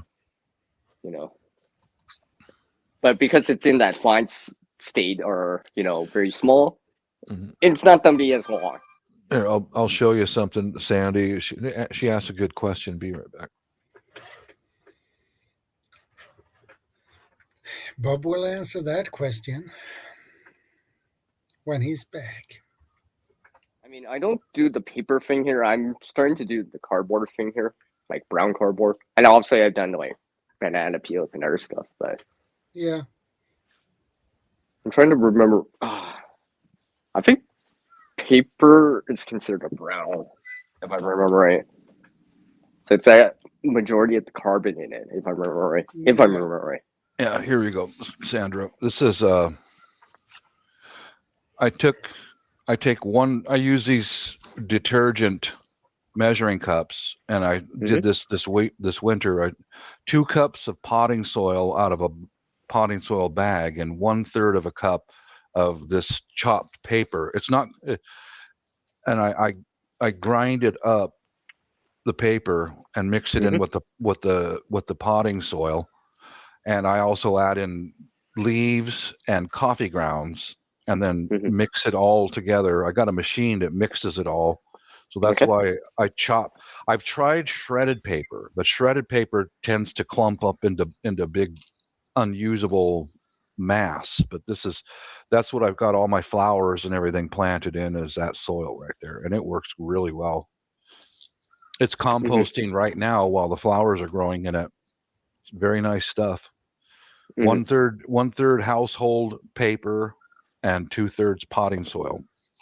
And that's what I'm trying to figure out a way to get to dry the coffee grounds better, because last winter I did it with everything wet, and that had that I would rather keep everything dry, you know. Yeah, I'm with that too here. I mean, Uh, mhm.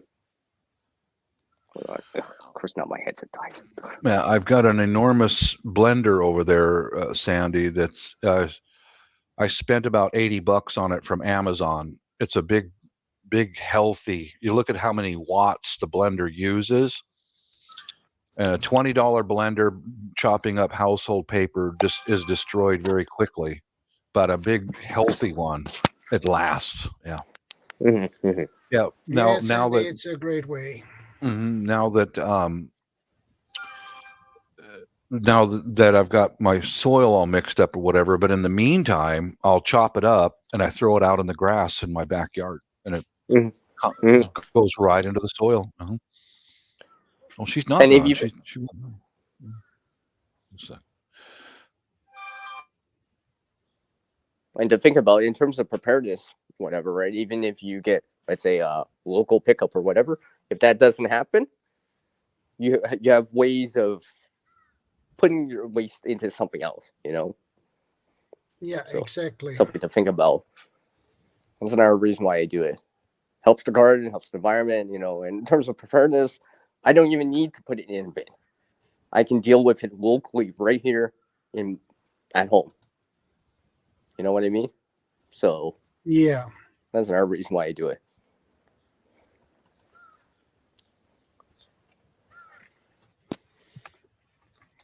Well, everything you can use for your garden is good. And you can put that into your design too.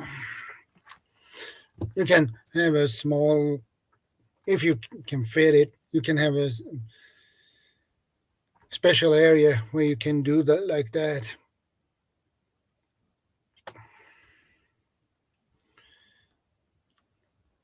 Um, to create a little secluded area in your garden where you can make your own fertilizer and things like that. So it's good if that is a little bit secluded. You can take that into your design if you have the space for it.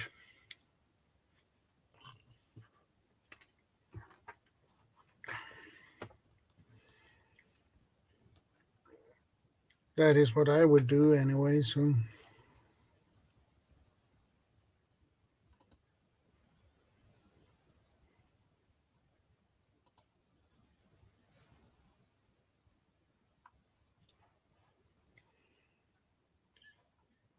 and Bob has great ideas.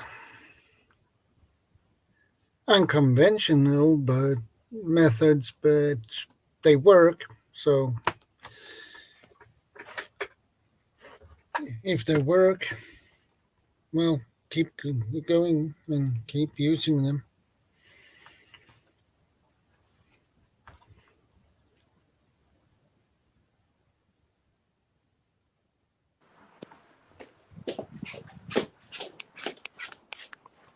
And yeah, like I said, you know, try stuff out. Try stuff out. If it works for your area and it's helping, you consider it, right? Yes, and sometimes you need to use unconventional methods. Let's see here. I'll show you guys here. It's just experimenting with. Speak of experiment. Yeah. That's what you mean, right, Bob? This is what you mean, right? This is the eggshells with the coffee grounds. oh, okay. Speaking of, that's how I do it. I can shake this and it doesn't create a cloud. If it was just eggshells, if I shake it, there'd be a cloud, a white cloud. Just because the coffee grounds kind of hold it down a little bit. Yeah. For me. I mean, I could shake this up and like, if this was only eggshells, I'd be, you know. So I Here just you go. kind of figured that out. This stuff is going to get ground up and get thrown out on the lawn out in the grass. This is junk mail, even toilet paper tubes, paper towel tubes, and I've got that big healthy blender, and this is like magazines, all the anything, and I'll throw it out in the grass. But yeah, that's a good idea. Is you are to put the two of them, blend them together. Well, that's good. That's good. I'll take your Yeah, it suggestion. just I'll kind look of into keeps all it that down. kind of stuff. I mean, you Mhm. don't need a lot of coffee grounds. It's just so I only do it just to keep that down. Yeah. The shells, right? All Stuff that, like that. all that will get ground up and turned into fertilizer for my grass. Mhm. I Yeah. even took my old divorce paperwork from back in 2004. Did the same thing. Put it out there. It's gone. Yeah, it's like Get- that's a good way to reuse something. I don't want that crap. Get out of here. Now it's helping your I flowers. don't need to. I don't need that around anymore. It's all done. But Now it's helping your flowers. okay, the application for new missus has been rescinded.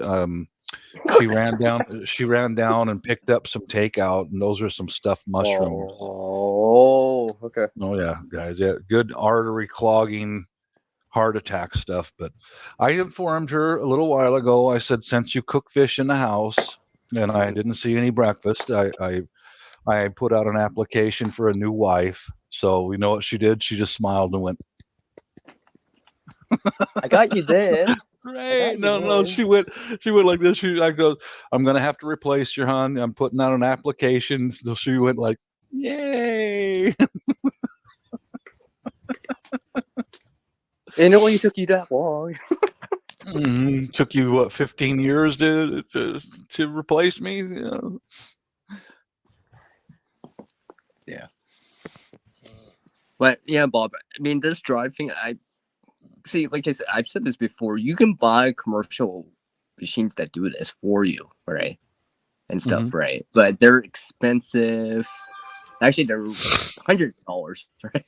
I don't quite have the money to kind of drop for something like that. So I'm just trying this out to see how well it would work if I just did it by hand or, with a blender and just kind of let it dry, then do it with a blender, stuff like this. Yep, learning stuff. Yeah.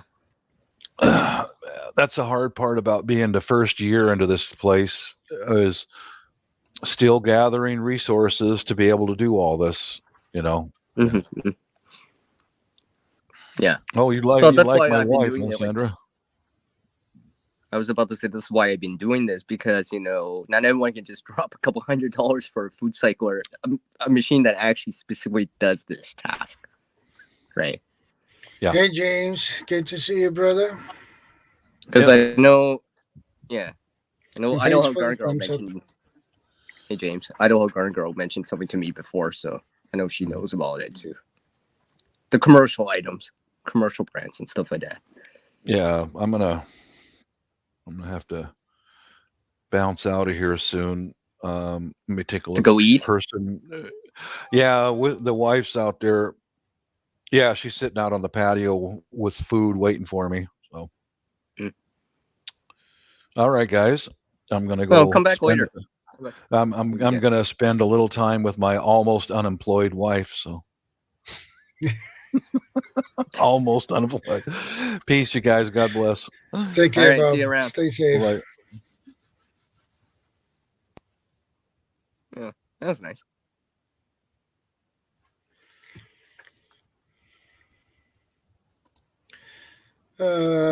You could do 2 of those 3 square feet gardens and still have room for your grill. Yeah, the problem here, you can't use a grill on your balcony here.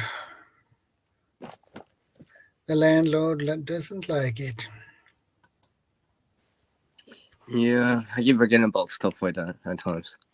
So. Yeah, because if you have a grill, they like apartments, HOAs. Yeah, especially if you have a coal grill, coal briquettes or whatever. Yeah. That it will be a smell from it, so. Yeah.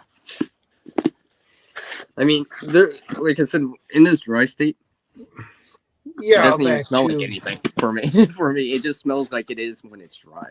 Now, obviously, to be very clear about this, right? What me and Bob are doing in this dry state, that's not compost yet. Compost is something that has been broken down all the way. This stuff still has to break down, right? The eggshells, right? It's fine, but it's not that fine, right? It still has to break down. Because I could put this in the ground, it still needs a couple of months or a little bit of time to get into the soil and stuff like that. Just to be clear. Yeah.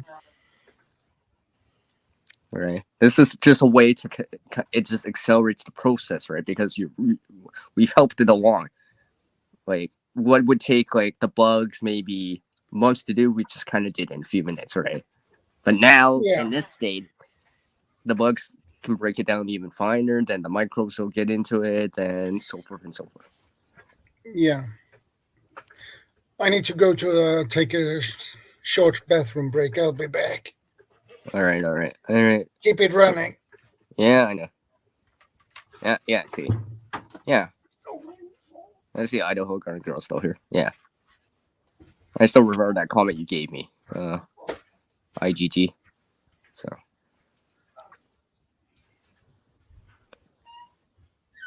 Yeah, because I'm just doing what I can here, right? It'll help. I know. I've seen the benefits of it.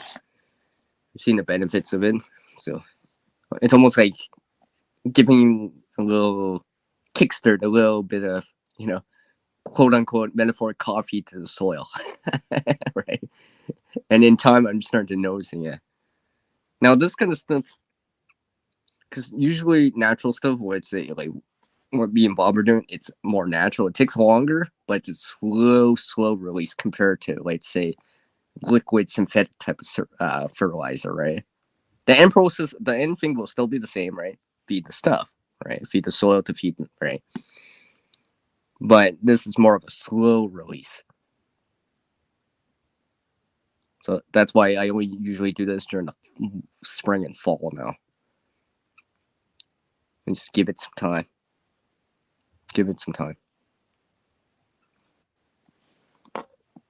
Yes, I know you're there. I go, girl. I mean, I'm working on the next batch. For anyone that hasn't seen my spring prep work video, I'm working on the next batch for the fall now. So that stuff you saw me put out there was gathered over the winter time. After the November or something like that. And just like that, I've killed enough time for him to come back. So yeah, everyone. I was just saying, Shadow, this guy's so awesome. Oh, he's back. Of course I am. Yeah. I was just saying how awesome you were. Yeah. He's like, thank you for that. I appreciate that. I'm gonna go back and watch the stream and really hear what CR said. CR, you didn't say that. You were just saying that when I came in the room.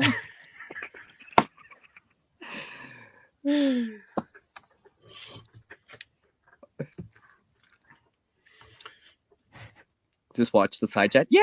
He was saying how great you are, Shadow. Yeah. That's what he said. Yeah. No, I was just saying about like how what me and Bob are doing. This kind of stuff. It's not compost yet. It's almost like pre-compost material. It just that is what you could call it. Yeah, I wouldn't call this compost because compost is broken down all the way down, right? It's a longer process, right? What we're doing in terms of increasing surface area, blending it, all this sort of stuff, shredding it, it just increases the surface area and reduces that time. Because like I said because you were with me during that stream, I keep forgetting as my panel member, a banana peel, right? I mean, that's a banana peel. If I shred it and let's say ground it up or whatever, I just kind of reduce the time, right? The bugs can get it right away and stuff like that. They don't have to actually chew on it, right? So to speak. So it takes a little bit less time. So,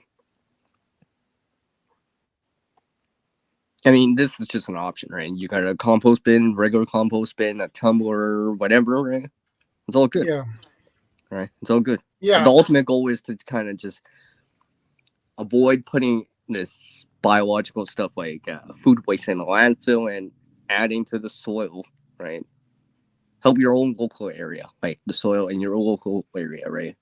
And all this stuff. This is why I do it. So I can grow stuff, increase the soil, fertility and all this other stuff, nutrients in it, grow better stuff, more of it, right? Deal with my food waste, right? Because I mentioned it during preparing during the grid down or whatever, what are you gonna do with food waste?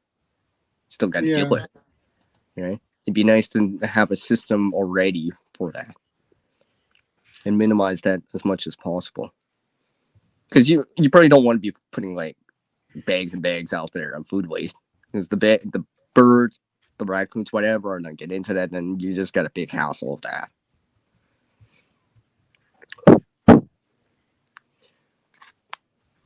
In my opinion, anyways. Yeah. Yeah, compost has to start somewhere. Yeah, Tammy. Yeah. Exactly. Everything must begin somewhere and end somewhere. So. Yeah, I don't go. Yeah, exactly. It just kind of speeds up the process a little bit faster. Maybe save you a few extra months of time, right? Stuff like that. Well, because like I said, let's just say I'm not doing it during the winter, I might as well just help it along. Yeah. Right? You know what I mean? Yeah. Because if I throw out a banana peel in the winter, it's not going to break down. It's going to look exactly the same, except for it'll just look darker. It's not going to look that much smaller, but I can manually help it along if I need to, or if I want to. So, besides, I mean, feed the soil, feed the plants, and stuff like that. So, I mean, I do this very similar thing that Bob does. I mix it. Yeah. That way, it's not overly concentrated on one end or the other. There's a nice balance. It's like almost like a nice kind of balanced version of, let's say, an NPK on that, that nitrogen, phosphorus, potassium level. With our things like carbon and, let's say, other trace elements in there to help.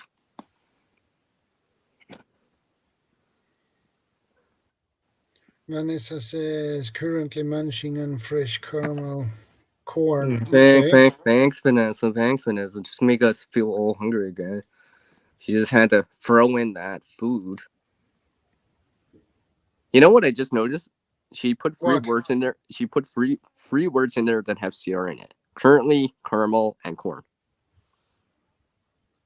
Yeah. It's like that was directed to me. It's like, yeah. Yeah. But maybe. Yeah, maybe. But yeah, I just gathered this up. I mean, like, I think, I'm slowly adding more into it, so I know it's helped me. And I've noticed, in the first year, I didn't notice it because I just started it, but second, third year, and so forth, I've started to notice it more. Because there's more in the soil for the plants to take in time. Yeah. The grocery store was making fresh popcorn. Yeah, okay.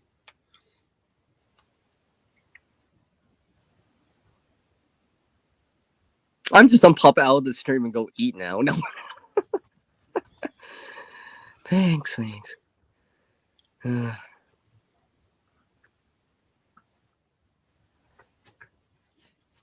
Well, you have a high metabolism.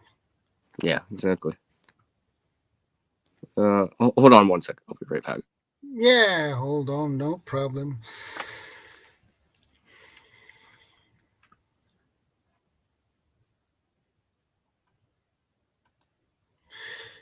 Mushroom compost is another amazing compost.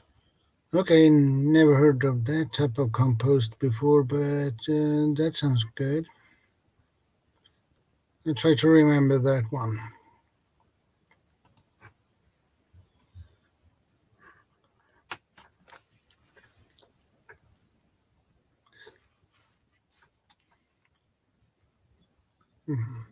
Is it only mushrooms in that compost, or do you mix it with something else, Vanessa?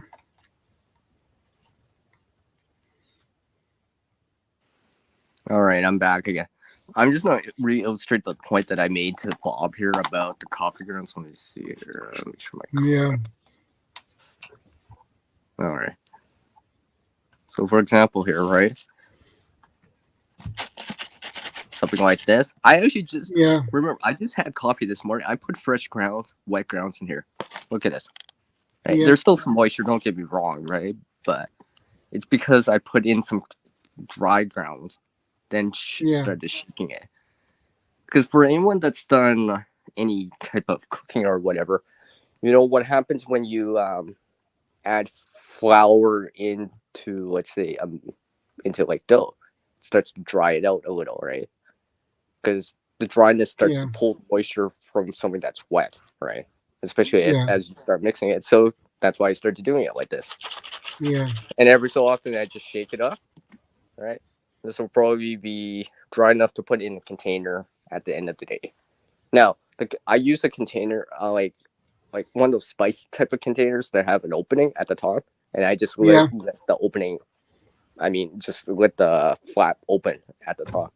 You know, every so often, every other day or whatever, I just shake the container so there's no solid pieces sticking. And just I can store that for long periods of time.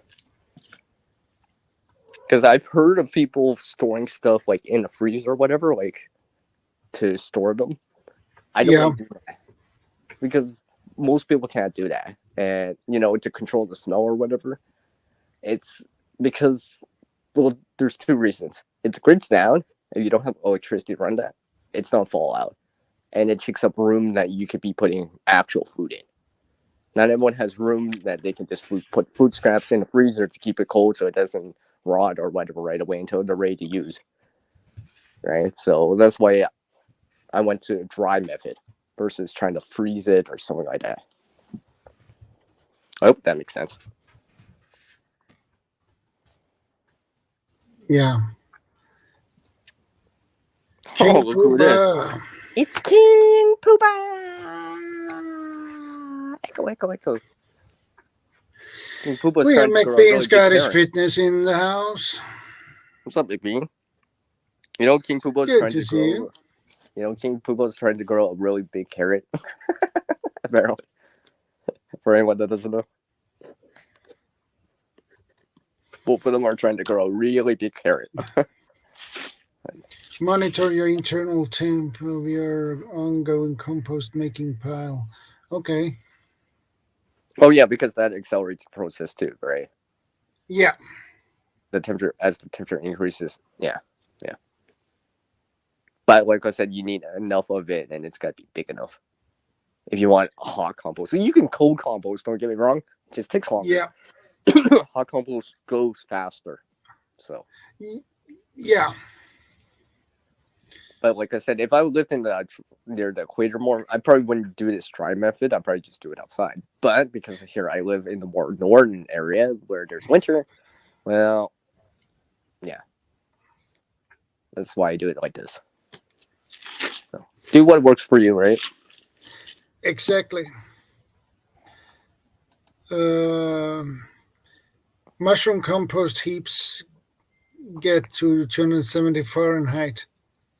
Remember that's 212 Fahrenheit is 100 Celsius. So 270 should be like what 150 Celsius. That's hot. That's hot. Oh yeah, that's hotter than steam. Well, you know, boiling water, I should say.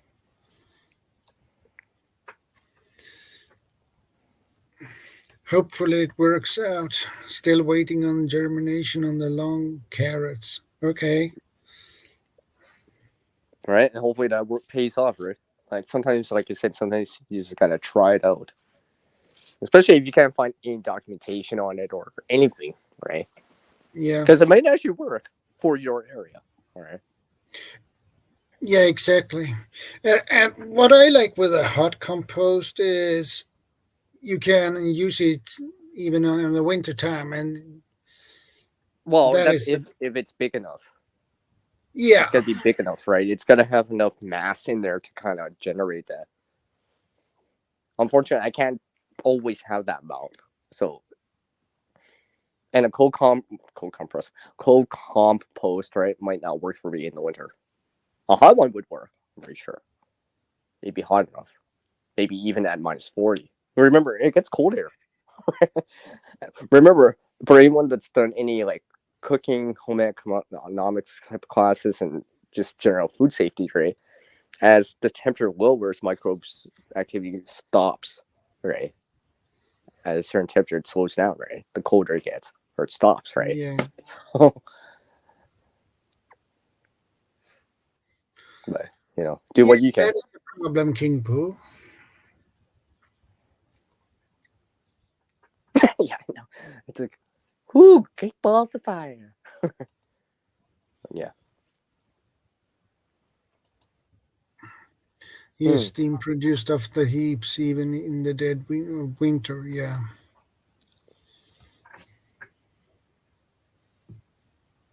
That makes me wonder about something. What? I'll talk to you about that. No, I'll think about it. I'll talk to you about that later. In the backstage or whatever. That's something I've been thinking about. I just came to mind, but maybe I have a way to convert that kind of heat energy into something. But I don't know because I've never tried it like that. But anyways. Keep the mulch pipe moist. It helps prevent the combustion. Okay, that's a good idea. Well, not only that, you want the moisture in there, right? Because the microbes are just like you and me. They need air, some sort of food energy, and some sort of water, right? Moisture to keep going. All that stuff. Well, the bugs too, right? The insects, the worms, and all that other stuff. If it was in the ground itself. Yeah. Keep the microbes going. Yeah. Because you want that aerobic microbes working in there. Because it won't stink as much. It won't have a smell so much, right? Because anaerobic activity will develop into like kind of like that stink, right? Where there's not enough air going in, too much water, for example, right? Yeah. So, because I think even Bob said something about the smell too, right? So. Yeah, King Pooba says I've seen where people heat their greenhouse with compost. Okay. Yeah, that's Okay. what I was thinking. Okay, no, well, never mind. He already said it, so I might as well just say it now. Yeah, that's what I was thinking right off the bat. So forget what I said earlier because that's actually what I was thinking. Right, and redirect that heat into something, right? Yeah, that's a good idea to do. Yeah, if you can pull that off in a certain way, right? That'd be nice, right? Then you get two benefits for one, right? And basically you're using, well, because if you think about it, then you're reusing all of the scrap material, like the biomass material, and you're using that heat that's generated to do something too. So that, to me, that'd be like win-win, right? Especially if you can maintain that system, right? And you'd be like, I'm looking into what I can grow inside and maybe hydroponics inside too. I already do herb sprouts and microgreens. That's awesome. Yeah.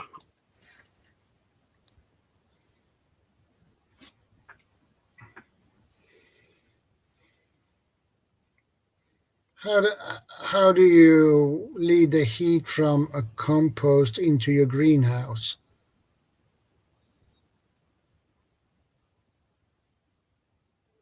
That is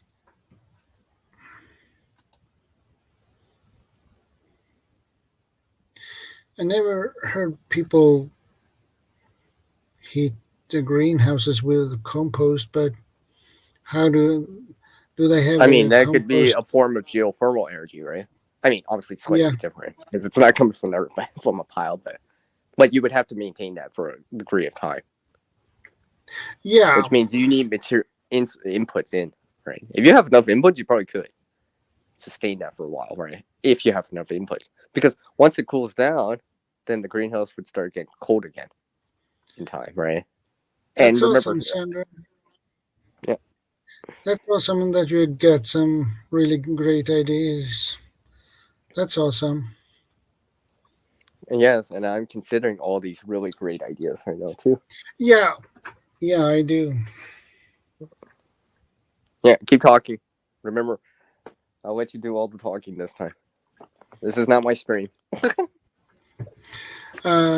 King Pooh says, I believe they had pipes ran through the pile and circulated the warm air. Okay.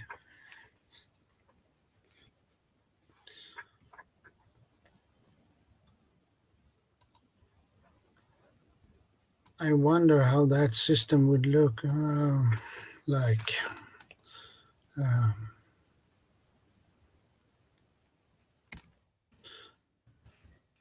I'm gonna check if I can find some information about it.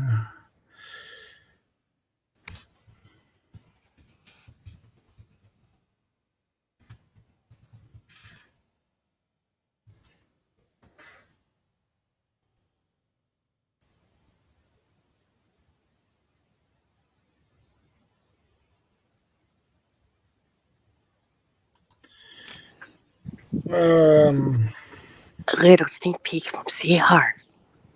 Why is CR whispering? Because I am. yeah, Mm. nice. Little sneak peek in there for you. Yeah, Hell, I haven't even shown that on my own channel. yeah. Well, it seems like I like to show face over Okay, here. geothermal system. Okay. Yeah, I imagine it would be similar. I mean, obviously in a smaller scale. Obviously, it's not coming from the Earth, but it's a good way to reuse some of that heat energy in there, right? Yeah.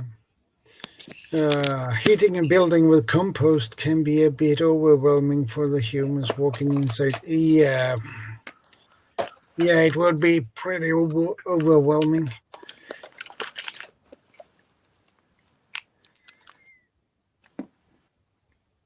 Well, the information is probably still out there, so.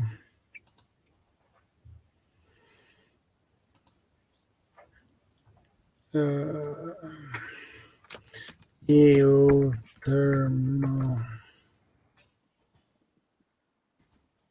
You guys, I would just put it back on my headset. I'm sure.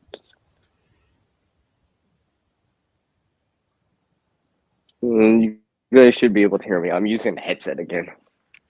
I just Yeah. switched it up, so you can hear me, right? Yeah. Okay.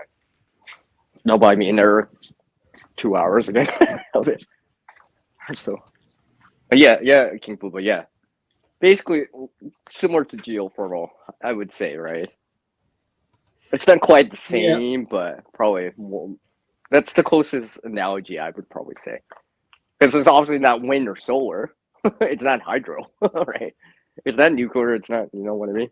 So I would Yeah. say very similar to geothermal. So systems that you would use for geothermal might work for something like that. Obviously, it's not as hot, right? You know what I mean? But it could be enough to kind of get that temperature up on the greenhouse, for example, a little bit warmer. You know, by Here we have geothermal heating. This is for a house heating. Mhm. Heating a house, and I don't here know if is a compost another. pile. Here is another type of system. I mean, I don't think a compost pile is going to heat up your home, right? That's probably, you know, but for like a little greenhouse, that might work. Yeah. But you would have to Here play is around with another. that. Yeah. Here is another Well, more complex system. yeah, because usually geothermal will keep going for long periods of time, right? Compost will start to cool down as there's less and less materials. If you can put inputs in like materials in and keep that system going, you might be able to go, all winter like that. But you would need a lot of inputs in there to keep that Yeah. going. So the greenhouse maintains, let's say, 2070 Fahrenheit range, right? Even though it's -40 outside, right, or -22 Fahrenheit outside. Yeah.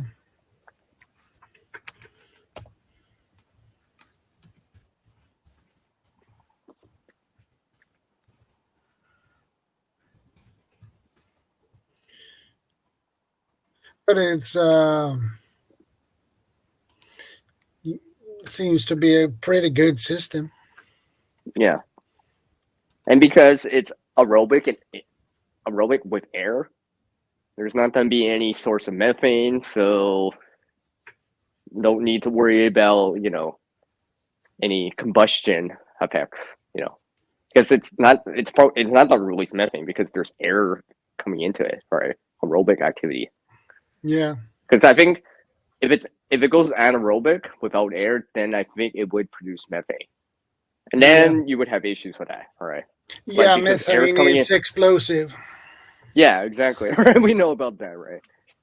Because there is systems out there that you can use gain food waste and create methane in it, but that's a contained system with limited amount of air or no air at all, right? Because it's anaerobic without oxygen. So, but with oxygen aerobic activity, then it would just be creating heat, maybe and stuff like that. And I think King Booker said something about the smell's not even that bad. Or very little of it, right? Flamethrower shooting out the compost into the greenhouse. Oh, okay, King Pooh, okay. Well, in that case, I hope the plants survive. Otherwise, you will have a problem. Mm-hmm. Well, I know what you said about the piping and all that stuff. Maybe you can also do it as like where there's a heat sink, right, to absorb that thermal type of energy. Like, because I've seen people do it with rock. I know Howie from Permaculture talks about rocks and stuff like that. Those thermal heat masses, like water, for example, like barrels of water that people sometimes do in greenhouses, right? Because it traps the that thermal energy, right? Yeah. Oh, wait a second. You know who does that? Forehaven. Yeah, he does that. I keep forgetting. Yeah, he does that. He has water in there. It's a thermal mass, right? Because as the solar energy gets into it, the heat, it keeps it warm and just slowly releases it after the sun goes down for a certain amount of time. Yeah, I don't know if you could do that with compost, but maybe. Maybe. Yeah. Because water probably will require some tests before. I mean, honestly, this we're just talking out openly about it. Obviously, trying it out and actually testing it is one thing. Another thing, right? It's just in theory, right? Because I've never done that. Breaking Boobo's never done that. A lot of people haven't tried that, so try it. Try it and just take a look, right? And hopefully, maybe scale it up, right? Does it still, it works in small scale. Is it still don't work in the bigger scale? Yeah. I mean, that could be an option for some people out there. Yeah. It might work perfectly in small scale, but when you scale it up, it might not work that well. Or there will be other issues that you didn't see. Because exactly. It doesn't get, it scaled up the problem or the issue much more. It wasn't a big issue in the small scale, but in a bigger scale, it starts to be more magnified. Yeah, exactly. It's like a little crack, right? Oh, but now the crack is turning into a pothole, so to speak. I was contemplating doing that to our greenhouse. I'm still working on keeping it under 100 Fahrenheit. even with shade cloth and the door open. Yeah, that's a good idea Yeah, and a because good plan. I know. Fort Haven just did. Where is he, by the way? I laugh if he just shows up. It's like I heard you guys talking about me. I'm coming to join. Yeah. Where is he? I think. Well, he's probably busy. Yeah, we'll be like, oh, by the way, Fort Haven, we were mentioning about your greenhouse. We just brought it up in conversation because we were talking about it. But a greenhouse is a way to extend your growing season to a certain degree, right? Because obviously it stays warmer, Yeah. stuff like that. So Yeah, and Thorhaven, I think he has his idea of and his design for his greenhouse is just awesome. yeah, that's actually one of the things I've been considering too lately, a little bit more since I have self-facing sun. I mean, obviously that's not gonna work for someone like Kaylin, Yeah, right? North-facing sun apartment, yeah, that's probably not happening. Stuff like that. Because also you don't want the greenhouse getting overly hot, too hot, but you don't want it cooling down too cold either, right? Kind of maintaining that kind of, let's say, 20 Celsius, 70 Fahrenheit zone yeah. and stuff like that. Well, it's not Because you good don't if want the temperature goes too high either. So yeah, because it'll dehydrate all the because plants. You'll have to water them a yeah, lot. you They'll need be to water. crispy. Yeah, and it will go a lot of water. So Yeah, I can see the benefits of it during the spring and fall time when it's, let's just say, in 50 Fahrenheit and outside, or maybe even close to 0 or 32 Fahrenheit, right? But inside the greenhouse, it's still in that comfortable 20 zone, 20, 70 Fahrenheit zone, 20 Celsius, 70 Fahrenheit zone. Yeah. yeah,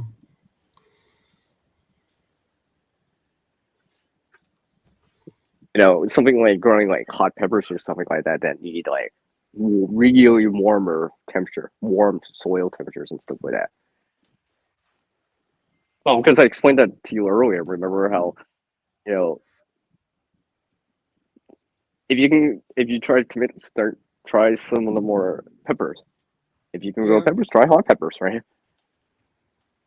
Because they need longer germination time and longer growing time and more warmth or heat, right? Like literally, you need more heat to grow something hot. yeah, Somehow that just makes sense. Somehow. yeah, exactly. Um, The pods were starting to melt. Yeah, 160 Fahrenheit. Isn't it like 160? Isn't it like 70 Celsius? Almost. Yeah. Oh, I know that's. Well, no, 140 is 60 Celsius. So yeah, that's like I 70, had 80 it over Celsius. 160 Fahrenheit in there. That was crazy. Pots were starting to melt. My That's friend, a little too that hot. is really hot. That is a little bit too hot. Yeah, That's I like a agree. sauna. That's like hot, like sauna. Well, in the But I think, sauna, it's over 100 degrees. Ugh. yeah. But I imagine, if you could keep it like relatively, let's say, and I say relatively, in that 70, 20, maybe even like, let's say, 90 Fahrenheit zone, 32 Celsius, right? It'd be warm enough Yeah. that you could grow most things in there, or at least, until it's ready to transplant out into a real garden area, raised bed, It whatever. was like the Death Valley in there. Yeah, I bet it was, my friend. Trying to Well, because cook the food on the wine. Okay. hey, you could use it like a solar dehydrator. Yeah. If Bob was putting the wet coffee grounds in there, it'd probably be like, oh, okay, 5 minutes later, it's dry. That could be a way of drying stuff too, right? Like herbs and stuff like that. Yeah. It's hot You know? enough for, Yeah, so that would not be a problem to dry things out. Exactly, right. Before commercial electric dehydrators and stuff like that, well, things were dehydrated in the sun. Probably with Yeah, greenhouses too, I would imagine. So, that was before I got the shade cloth. Yeah, shade cloth can be very useful. hmm. That will definitely take down the temperature a bit. I know people have said about fans and stuff like that to circulate the air and stuff like that. So, yeah.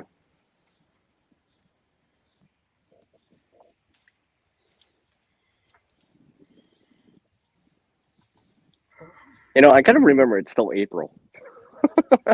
I'm getting too Yeah, excited to start planting out here. I'm sorry. Bless you. Your wife always sneezes so loud that I can always hear it. yeah, I know. But yeah, I gotta remember it's only April. I gotta remember. Only start with the green onions. I can't start on like the tomatoes after yet. Yeah, I mean, I could, but I'd be taking a chance. I'd be taking a chance. Right now it's it's above seasonal for this time of year. Usually it would be 60 Fahrenheit, 15 Celsius. Right, I'm gonna be yeah, seeing temperatures in like the 70s, over 21 Celsius, maybe even 80 Fahrenheit, 27 Celsius, right, this week. So that's really warm. That's summer type of weather here, but in May, right? So I got to remember okay, that's the Sandy. usual. I have to take get some things done. Take care, Sandy. It was very nice to talk, Take care. hear your comments and talk to you. Take care. We'll Thank you see you for stopping by. later. Yeah, I'll see you later too. Yeah, all right, all right. So yeah, I mean, I've seen a lot of things. I just got to put them into practice or actually build it myself here and try it out myself. Yeah, Might help. Might help.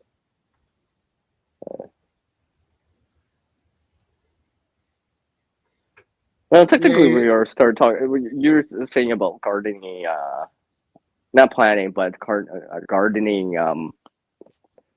What's the name of the stream again? Gardening. What did you named it? Gardening what? Garden design Yeah, or garden design, design. Yeah, yeah. Or you can call yeah, it design garden or two. It depends yeah. on. Okay, yeah. Because I imagine I keep forgetting. Once you've already established it, you kind of forget about it, right? How what it was in the beginning. Like, let's just say you moved into a new area, like Bob, right? He just moved into this place, right? So this is like his first full season, Yeah, but he's taking steps, right? Trying to mend the ground a little, the soil he does have, and stuff like that. Because I yeah. know other If you people are doing that too. yeah, if you get a new house with a new garden, you have no idea what how the soil is. You don't know. Hmm. Aside from doing like getting a lab test, but I mean, like that's expensive, and Yeah, everyone's gonna do that, right? So I have no idea, Bob. I haven't seen her for a while. Bob heard his name. He's like, "Where's Verna?" Um, and the problem with when you get a new, when you have a new house and new garden and everything, the problem is you don't know the quality of the soil.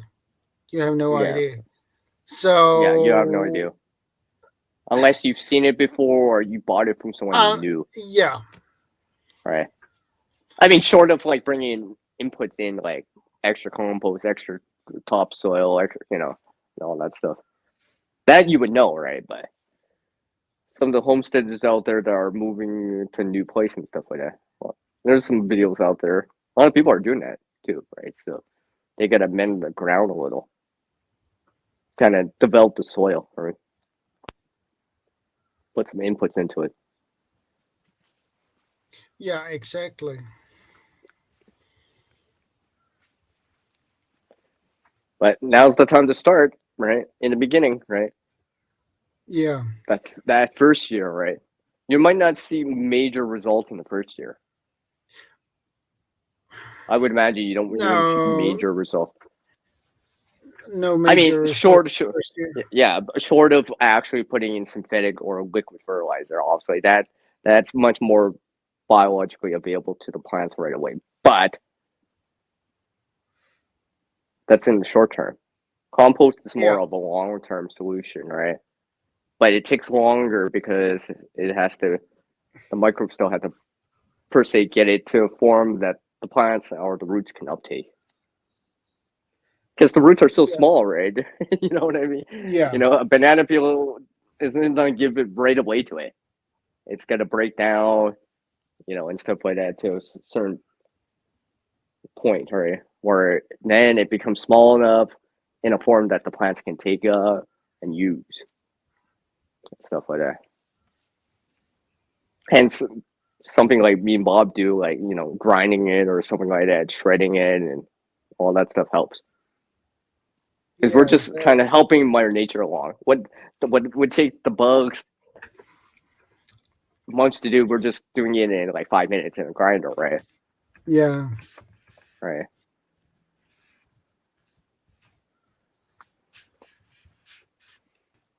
Because I still know, even in a powder state, it'll probably, for me here in the summer, it'll probably take the whole summer for it to break down. Hence, yeah, what I said in the video that I'm doing this for next year's gardening season. What I put in during the springtime here is for next spring, pretty much. What I put in during last spring, last fall, is probably not help me this year a lot more. yeah, So, and I just continuously keep doing that.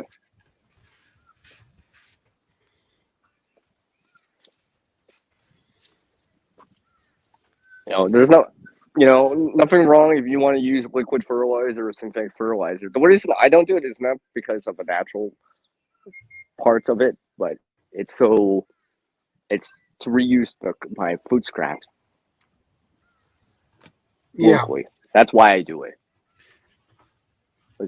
That's specifically why I do it. But because I do it like that, I actually have to keep doing it. And I yeah. also realize Exactly. because it's a slow release, I got to do it over time. And now I'm starting to see the results more. It's becoming more apparent just because I've been doing it as not just 1 year, 2 or 3. Now I'm on the 4th, 5th year kind of doing this. So it's starting to increase the amount in the soil over time. Yeah, Add more fertility, as they say, right? Yeah.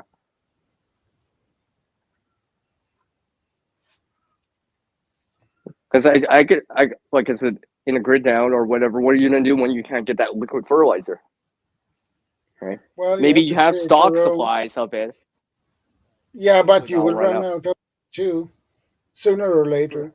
Food scraps might be a thing that's more recoverable source of it.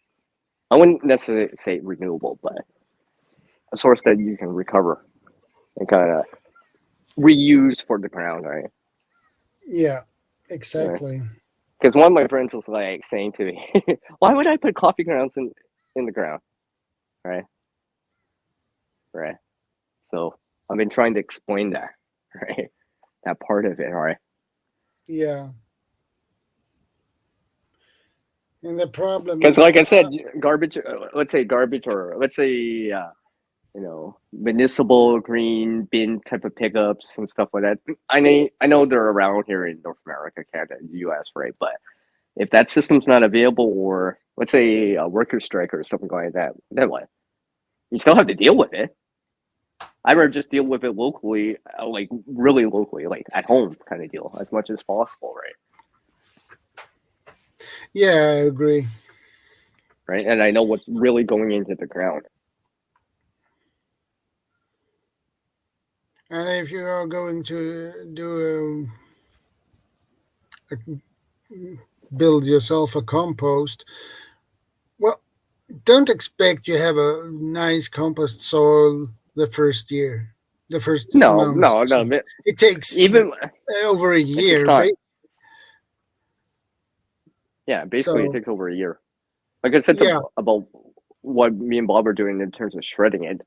Yeah, it, yeah, it decreases probably it saves a couple months, but it's still gonna take a couple months for it. Still, instead of taking 6 months to a year, it's probably gonna be like 3 months to like 9 months, right? You know what I mean? That kind of time period. Hey, woman, I see 22. Good to see you. Oh, hi. We haven't seen you around in a while. Good to see you.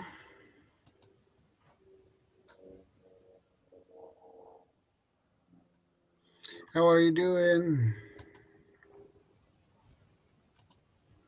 Nice to see you again. But yeah, that's why I So think. it Yeah. takes a lot of patience to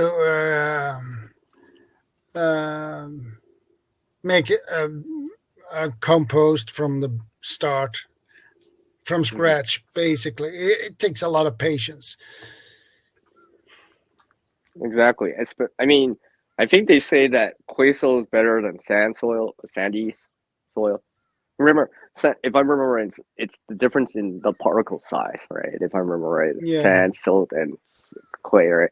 Now, sand soil, sandy type of soil, ground or whatever, right? yeah, Water goes through it really fast. It doesn't retain water as much, right? While yeah, clay and silt can retain liquid better, right? But I mean, I have clay slash silt here, right? But I'm trying to get it into a certain way so it absorbs water. It's not still hold water, right? But I'm getting it so it doesn't puddle so much. So I don't get this like, especially in the heavy rains, right? I don't want it puddling too much. I want it to be like, right, be able to absorb all yeah, that moisture, even yeah, in downpours, right? Because I don't want the plants sitting in like a puddle for like, let's say, over a day. I don't want to drown the plants too, right? Because there still needs to be airflow in the soil, right? Oxygen in the plant in the soil, right? For the, that for anaerobic aerobic activity to take place, right?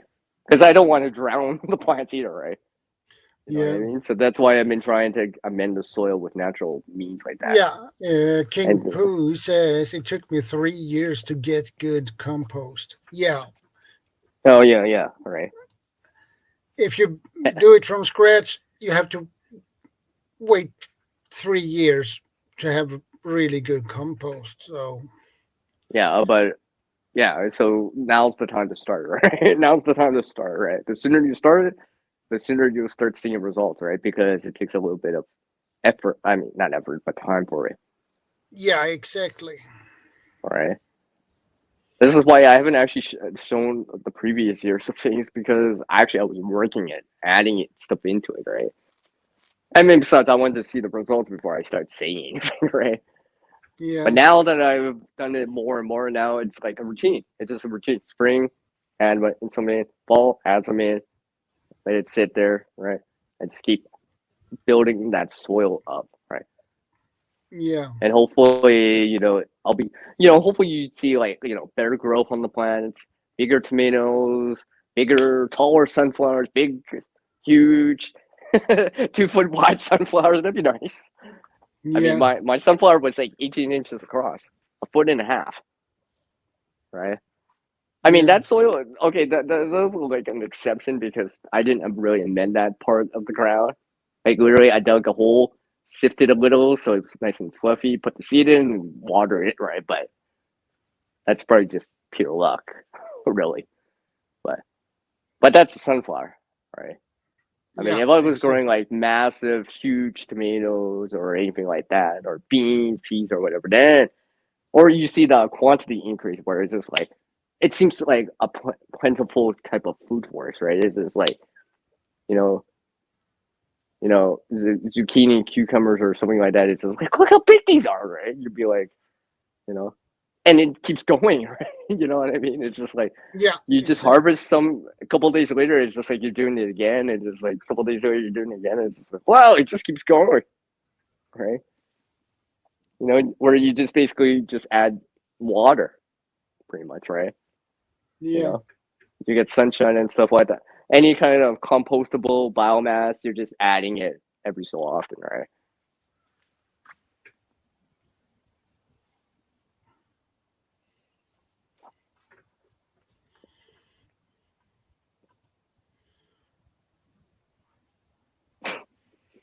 That's because I'm trying to charge my phone here Yeah. all the time. How, how does it go to charge your phone then? No, it's because I'm using Wi-Fi, Bluetooth. Yeah. I have my display on to a certain brightness. Yeah, that's just the way it is.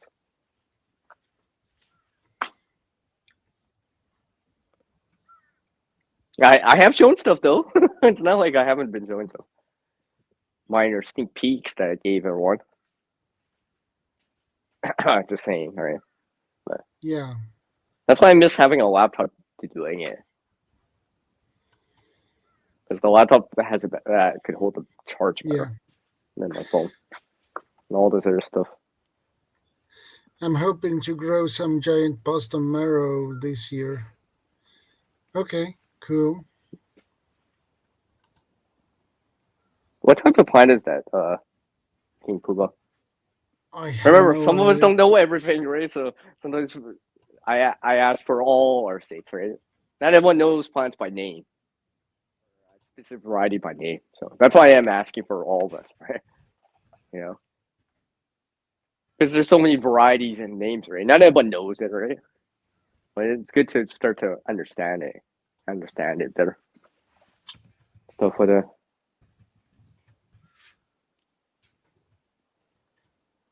Um,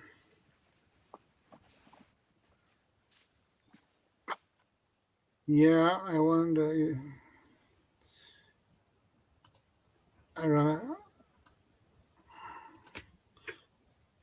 see if I can find something about them.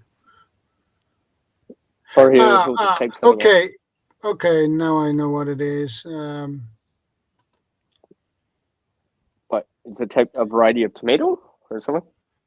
So I can share it on the screen. all right. Um, Oh, similar to zucchini. yeah, Can get 30 pounds. Oh yeah. Okay. Now I see what you mean. Okay. some weigh more than So I'm 1,000 pounds. so it's kind of like I wouldn't say a root crop like carrots, but it's on the bottom like winter's like a squash, right? Yeah, It sits on the ground on a vine, right? Like winter squash or pumpkin, right? I'm assuming it's part of that same category. Okay. Well, yeah, obviously, if it's 30 pounds, it's probably on the ground, right? Pumpkins are on the ground and stuff like that. Squash tends to be on the ground, right? yeah. Because it's so heavy. But yeah, I had some squash here last. Oh man, the squash I was getting last year, and some of this other stuff, I was just like, wow, can't believe this is actually going. Right. This is why it's convincing me about this kind of pre-compost and composting thing, right? And adding Yeah, biomass and nutrients into the ground because to grow something, you need something to start with. To grow something like whatever, an apple or whatever, you need inputs in there, right? Or else it's not going to grow big or at all, right? So that's just why I've been trying to add a few in, right? Natural sources in my case, right? yeah, Because if there's more input, then honestly, I can probably get more output out of it, right? exactly. And hopefully be able to sustain that for a degree of time, right? Because I could just imagine let's just say, and I'm not saying there's anything wrong with liquid fertilizer or synthetic fertilizer, right? If you got to use it, okay, right. But one of the things that, like I said earlier, what do you do when you can't get access to that? Then can't buy Yeah, it. It's too expensive. You can't, you don't have the funds for it. You can't buy it. Grid's down. Let's say everything's down, and you can't just simply just buy it at a store, or it's too far away. You don't have to source it through different other means, maybe natural means, right? And like I said, yeah, those natural sources are going to take longer because they're slower to release versus a liquid, just because it's not plant available right away. Because the yeah, microbes have to break down, the microbes and the bugs and worms, whatever it's in the ground has to break it down. Millipedes, centipedes, bugs, ants, spiders, all that stuff, right? Beetles too, right? I guess, yeah. Because I know everyone always talks about the earthworms and all that stuff, but there's other things in the ground that break it down to the point. Then the microbes can take over that process. Then it becomes so small, so refined down that the plants can eventually take it in through the roots, and you get that system, that food web going. Yeah. All right. So I've been learning. I've been reading up and learning more about that. Myra says, I have 4 pineapples plants and get pineapples and doing an experiment without soil, only in water. Let's see. Yeah. Okay. That should work. Yeah, that should work.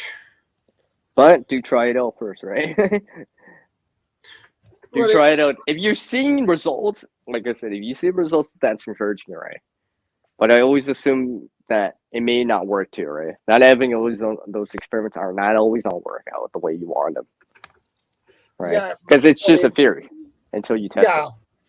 Try it out for real, right? Yeah. From a small scale to a big scale, right? Yeah, it is worth to test it out and see if it works. Maybe you have an extra. If it do work, it's awesome. Then you know. Then if it doesn't, then you know that too, right? Yeah. Because I can understand why people don't experiment because they only have so much land or so many seeds or the item, right? But if you have extra seeds or whatever, you could try it out if you want, right? Yeah, exactly. You have an extra little 3x4 bed that you can spare to try or test something out. Try growing something new or different that you haven't tried yet, right? You might be surprised. Maybe it will work for you, and you'd be like, and you start adding it into that rotation of stuff you grow or ways of growing, right? And kind of expanding your experience on growing in terms of gardening, right? Because we all start from the bottom or with zero experience, right? Even people that have, and I'm quoting something that Remy said last night, even if you learned it from your grandparents, well, when you were a kid, you didn't know everything, right? Hold on a second, I'll be right back. Yeah, no problem.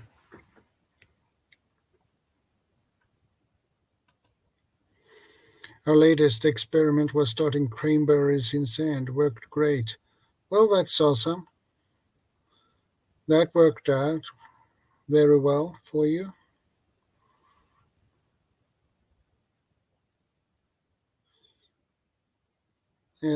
Sand is not that common, but if it works well, keep doing it.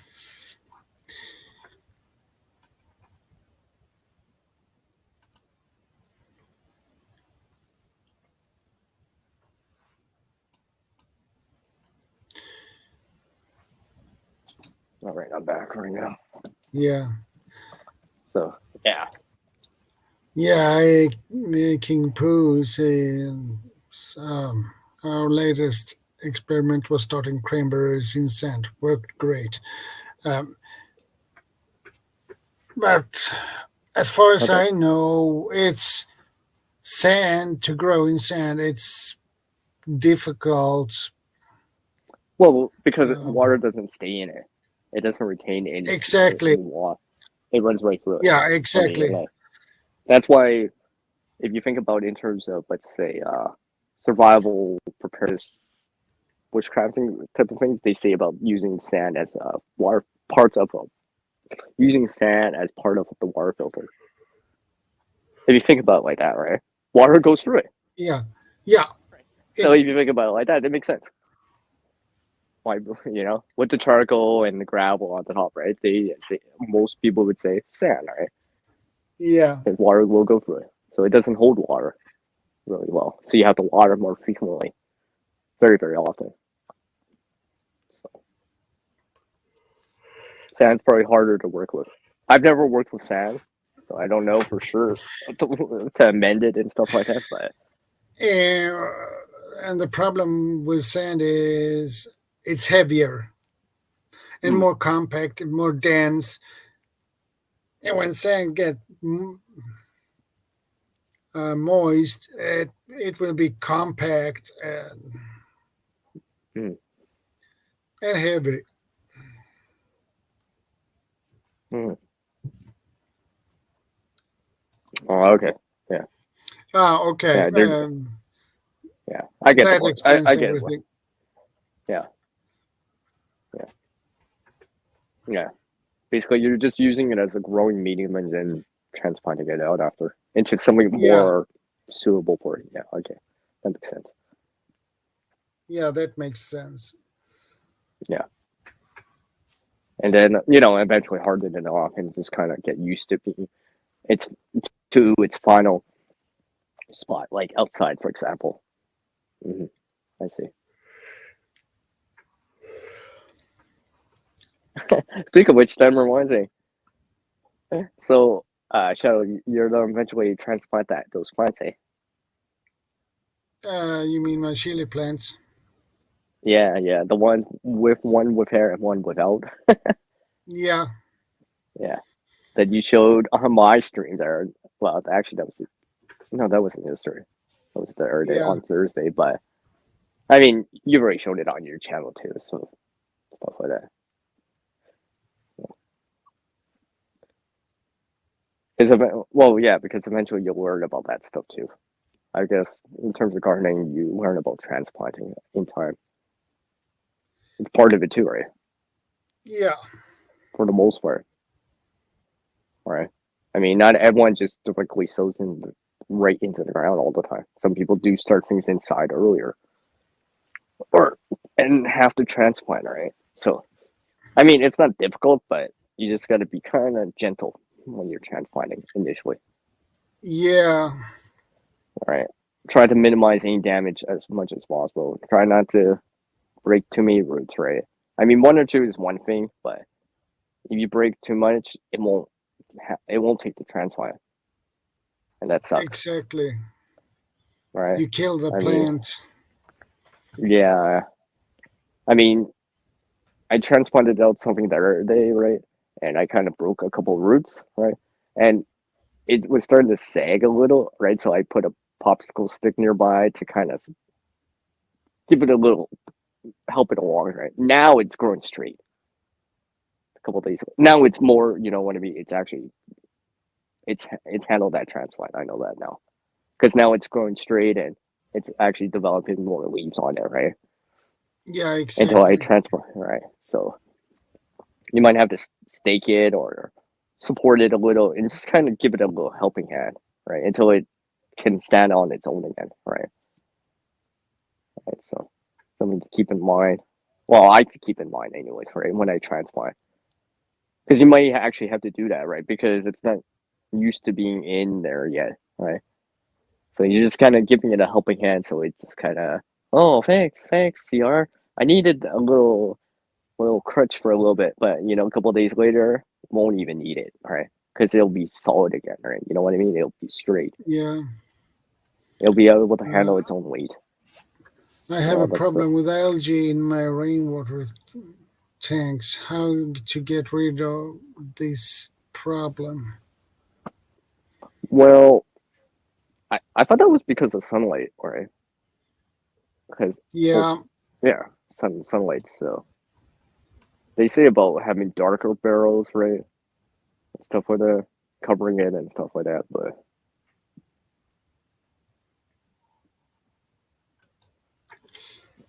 cover people say, tanks with the black tarps. Yeah, that works too. yeah, you want to block the light out as much as possible. I agree.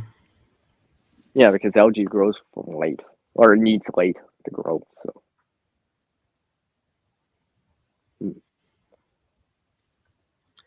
yeah. Well, it's just like, for example, water storage, right? They say, and I've shown it with the water storage that I have here in my last video. Yeah, I don't usually bring up my videos, but I'm using them as analogy, so it counts. But I just covered it with, it was a green container. I covered it with a bag, a black garbage bag, to prevent light from really getting into it and growing algae, right? Like, I keep it in a cool spot, but same principle, right? Same principle. Rainwater, storage of emergency water supply, right? You know what I mean? Keep it Yeah. in a cool. In this case, I was keeping it in a cool spot, but I covered it with large, dark black garbage bag to prevent light from hitting it, getting it on the inside, and getting any type of algae growth, right? You know what I mean? Yeah, exactly. So similar concept. Something to keep in mind. I mean, there's a Yeah. lot of things from the gardening community that you can start applying these to like other things. That's right. In terms of general preparedness, you know what I mean, right? You can see where I'm going with this, right? This is why every so often I try to tie certain things in together because to relate it in, right? And stuff like that.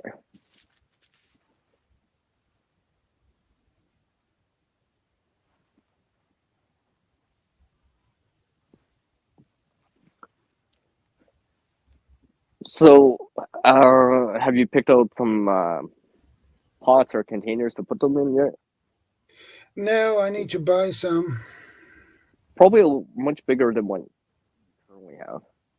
I don't know Yeah. how big they get, but because honestly, it's probably coming to a point where it's constraining it too much. It won't grow anymore because probably if you when you transplant it, you'll notice that the roots are just bound all the way around around the container. It won't grow anymore because there's not enough room to grow anymore.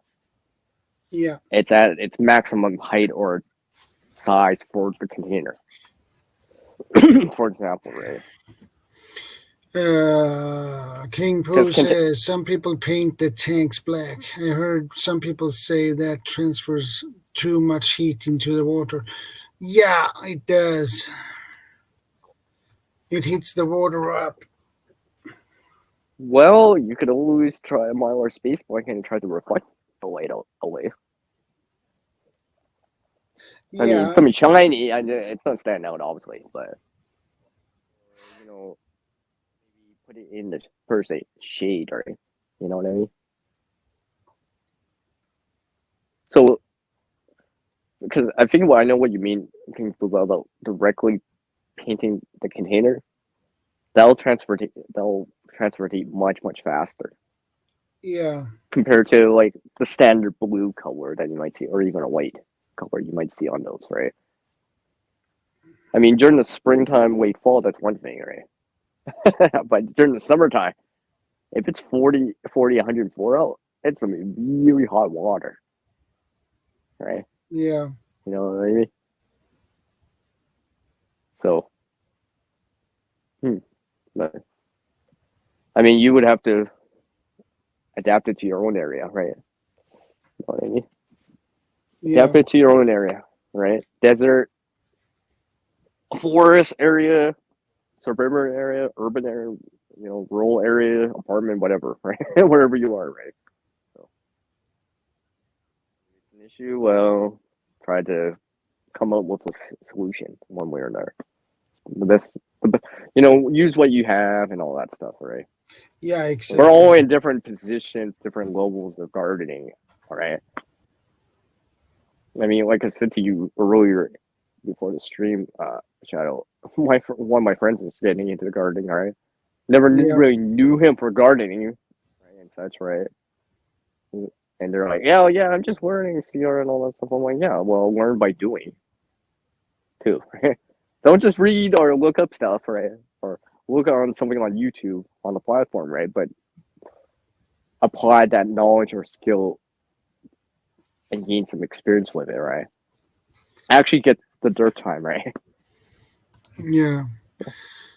Luckily, my Because tank is in the shade and I've had no issues. That's awesome. yeah, something like that. Tree coverage or something like that, or just a tarp that covers it, but that doesn't directly touch it, so it doesn't actually transfer the heat directly, or the sunlight directly into it. So stuff like that. Yeah, and of course, issues like mosquitoes and stuff like that, because obviously it's standing water, right?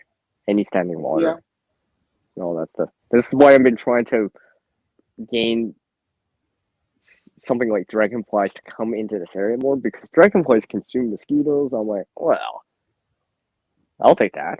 That'll be beneficial, right? And the dragonflies don't bug me. I mean, I've seen dragonflies here. I've shown some pictures and had some video, right, and stuff like that, right? So I always appreciate when they come by, but unfortunately, it's not enough, right? You know, it's just like trying to attract like ladybugs, for example, to deal with aphids, for example, right? I mean, some spiders, for example, would help control certain bug populations too, right? Yeah. Because they'll get trapped on their webs and stuff like that, get consumed by the right. I mean, I know spiders here consume wasps too, right? So that's why stuff like beetles, ladybugs, dragonflies, spiders. I try not to harm them because they help control their bug populations. Yeah, exactly. That might have issues with. All right. So if I see a spider web on like my tomato plant, I try not to break it because it's not help me out, right? Because I'm assuming that most of the insects I don't want on it or might harm it, they'll get stuck on the spider web. That means now they're, inactive. They won't harm the plant anymore because now they can't move or all that other stuff. So I try not to break the spider webs when I see them. Yeah. It still help. And it's a natural form of it's a natural form, right? It's something. Because I imagine, spray this, spray that. Well, you know what? What happens if you don't have access to it, regardless of the natural approach or whatever, right? What happens when you don't have access to it? It's like the liquid fertilizer. What happens when you don't have access to that? Can't get it. It's too expensive. Well, back to quote unquote the old ways of doing it, right? The natural ways, right? So yeah, right. That's why I'm trying to promote that part. Not necessarily for that kind of naturalism or part of it. It's just so hopefully I will get it to a certain state that Mother Nature will just do its thing. You know what I mean? It'll just do its thing. Right? I don't even have to put the inputs into it. Right? I track the spiders, the ladybugs, the dragonflies, and it's just like, oh, look at that. Barely any mosquitoes, right? Just one or two or a handful, right? Not worried about them, I'm not worried about the aphids because they're all over on the sunflower now, right? Yeah. Something along the lines of that. Because I've been starting to learn what some of these plants can do for me. Right? I think people were talking about the marigolds earlier, right? I planted marigolds right by my tomatoes. I'm hoping to do that again this year, right? Yeah. But because I've been hearing stuff about this and I've seen some benefits, right? I mean, last year I only had out of 15 tomato plants I had in total, right? In total different varieties. I probably only had maybe like 5 bad fruits. In terms of, let's say, splitting of the skin or blossom end rot. That's about it. Basically, the rest of them were all great. I could consume them, eat them, use them, right? They were all good to go. So. Yeah, that's awesome.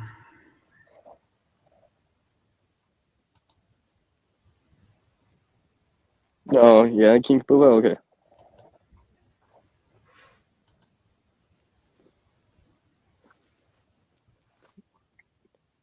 Well, I mean, because I've been thinking about that too, about, like, I know people always say shake off or whatever, right?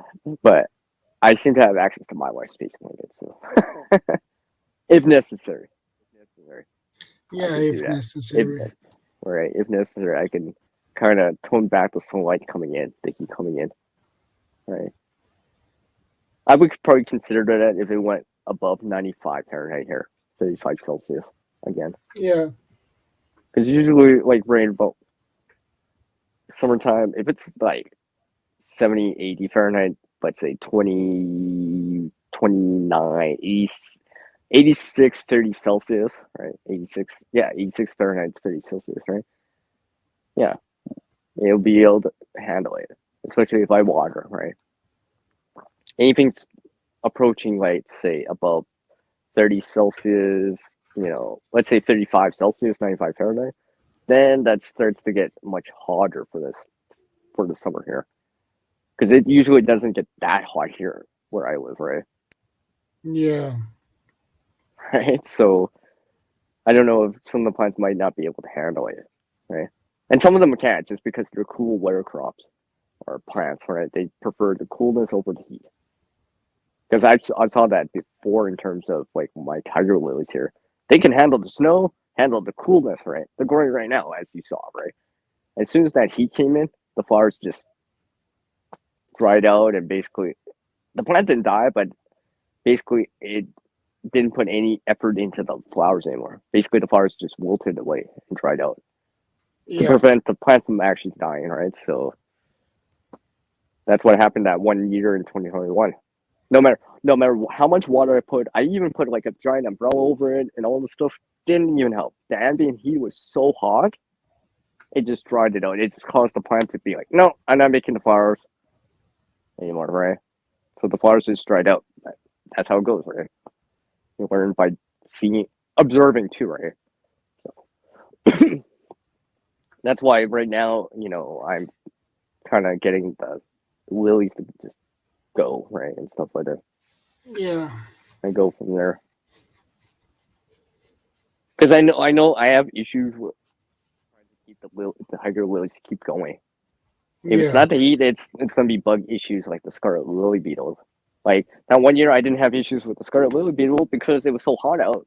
They didn't come out, but the heat kind of prevented, dried out all the flowers off it. It wilted away the flowers, right? The Yeah. plant was still green. Don't get me wrong.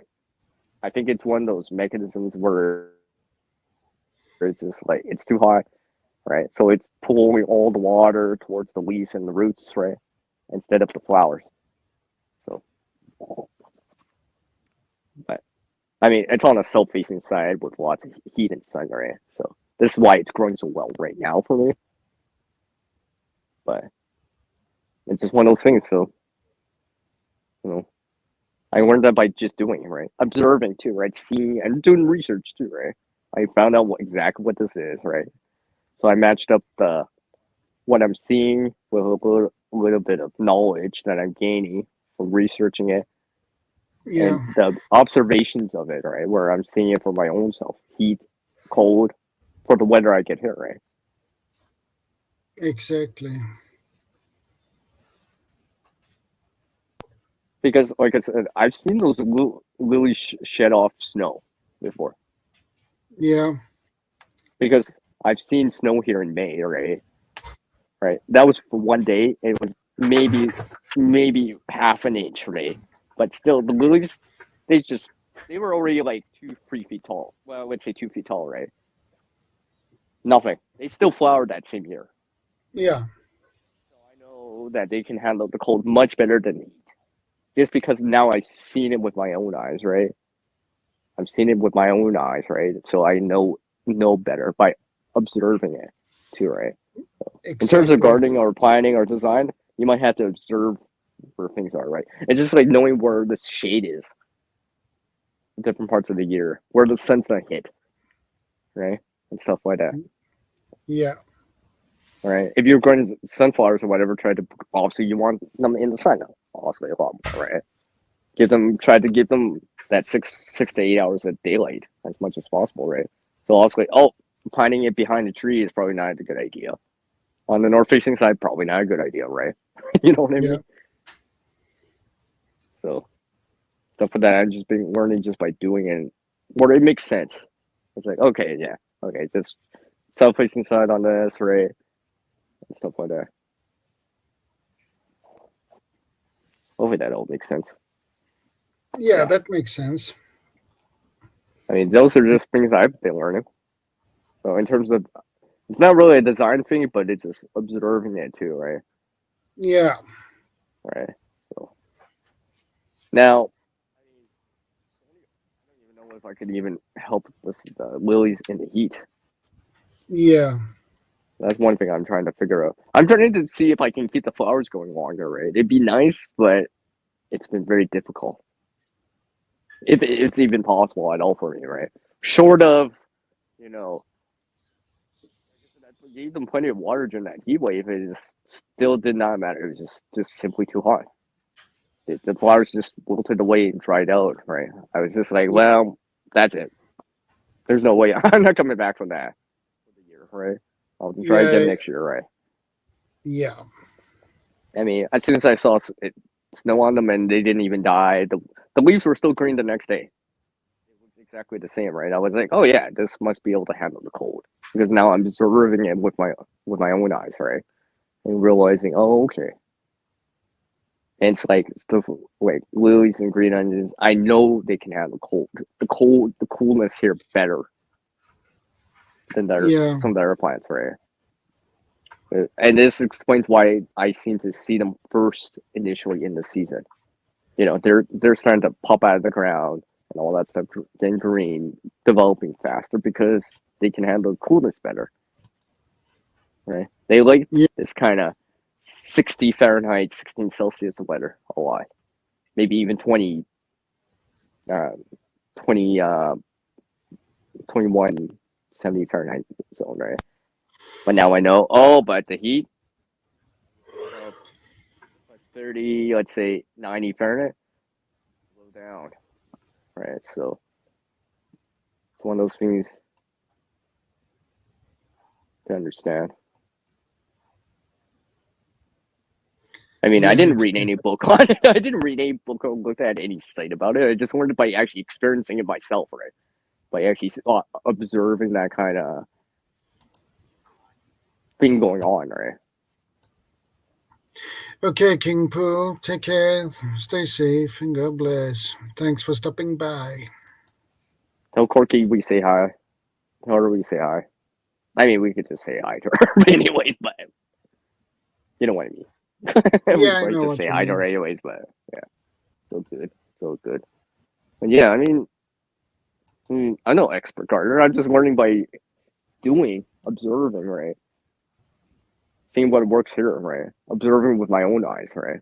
Taking notes on it, mental notes on it, right? Yeah. Right. Like, if a plant goes up straight, it's more likely to keep going straight. If it's crooked, Yeah. it'll keep going crooked. Right. Yeah, I agree. Maybe I should help it along in the beginning so it grows straight initially. I learned that with the sunflower now. Yeah. Well, remember how I said that on Thursday, right? It's that same thing. I didn't I remember. then help in the beginning. It grew at an angle, and hence it's gonna be shorter, which means it's gonna be more shaded because it's lower, right?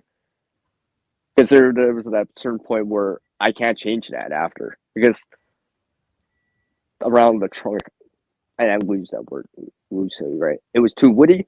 It's just solid now. It's not flexible like a sapling anymore. Exactly. Which made it was already too late, right? I need to do it in the beginning, which I did. I mean, the other ones were straight, but but that's something you learn by actually doing, right? Or you see videos of other people talking about it. You're like, oh yeah, because now you start to seeing it, right? Yeah, exactly. Because originally someone said, oh, you don't have to stake it or trellis it, right? But the only reason I did it with one, so it would go straight, right? The other one I didn't. Well, the other one that I didn't grew at like almost at a 45-degree angle. It was smaller too, in comparison to the one that I made straight up and stuff like that. So it's just one of those things that I'm starting to learn about and stuff like that. Because I imagine in terms of gardening or whatever, people had to try stuff out. Not right in the past, especially before the age of web access, internet access, and even before the age of like encyclopedias and books. Right, people had to probably learn this stuff by doing it. I would imagine, right? Or there might have been like information handed down from elders, grandparents, and parents, right? But a lot of that stuff they probably had to learn by doing it, right? Trial and error to a certain degree, right? What works in the area, right? Yeah. Because I mean, there's a lot of things I've been learning about gardening just by actually doing it, right? I mean, there's probably research. There's probably information about our videos, but I learned it by doing it too. Right? I'm like, oh, and it starts to make sense, right? Or it's just like, Yeah. oh yeah, then it starts to make sense. You start to understand it better, the whole part of it, right? Because I think if you can start to understanding it, then it starts to make sense why it's like that, Yeah. or why it works better that way.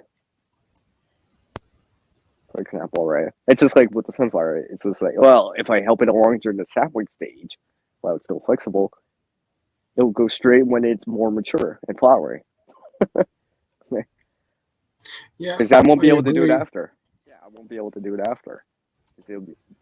The trunk will just be solid, like a piece of wood. Yes. In that same way, right? When I was if I was transplanting one or transplanting a plant, I'm trying to help it along in the beginning, all right? So I think this is why what I've been thinking about is like babying the plant when it's smaller, because so it helps when it's more mature. But once it's more mature, it's kind of like it's almost set in stone already, right? You ain't gonna adjust it that much anymore because it's not flexible like a sapling, right? You know what I mean?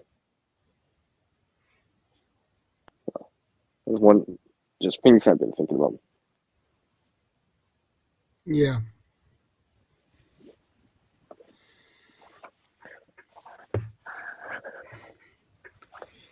So, Shadow, are you planning to grow anything else personally?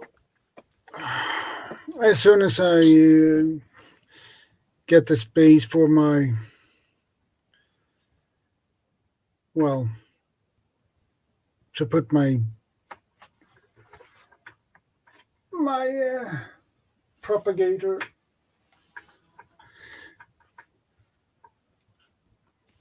because I Yeah. have two kids who can. I need to have a safe space for them before, or otherwise my kids will have some fun with Yeah. it. Yeah, and I keep forgetting. Kaylin has a cat too, so Yeah. So try stuff out, right? Maybe you can get a system going that they're not they would avoid it. They're not gonna knock stuff down, right? I mean, some people have cats that are like they won't play with the plants, right? You know what I mean? They yeah. won't do stuff, but not everyone's like that. You get it, or dogs or pets, right? Yeah. Stuff like that. Some people have luck, right? Oh, my dog doesn't play with the plant. My dog doesn't dig it up. My cat doesn't try to dig it up or whatever or knock it down, right? Those are the lucky people, but other people, it's not always like that. So you got to find a way around that. I think this is why I start to understand why certain people don't do certain things inside or whatever because they can't, like their Yeah. pets and stuff like Exactly. that. The nature of the way it is. But that's where the problem solving comes involved, right? Try to figure out a way, right? Or where both the plants and the animals or pets in this case can coexist in the same area. Well, I don't know how. Netting, mesh, a cage, I don't know. You know? You know what I mean? Yeah. Yeah. I Where the know. plant can still grow, but the plant, your cats aren't going to get into it because they can't get into it. Or there's a deterrent or something like that the cat's like, oh, I don't want to touch it anymore, right? You know what I mean? Yeah.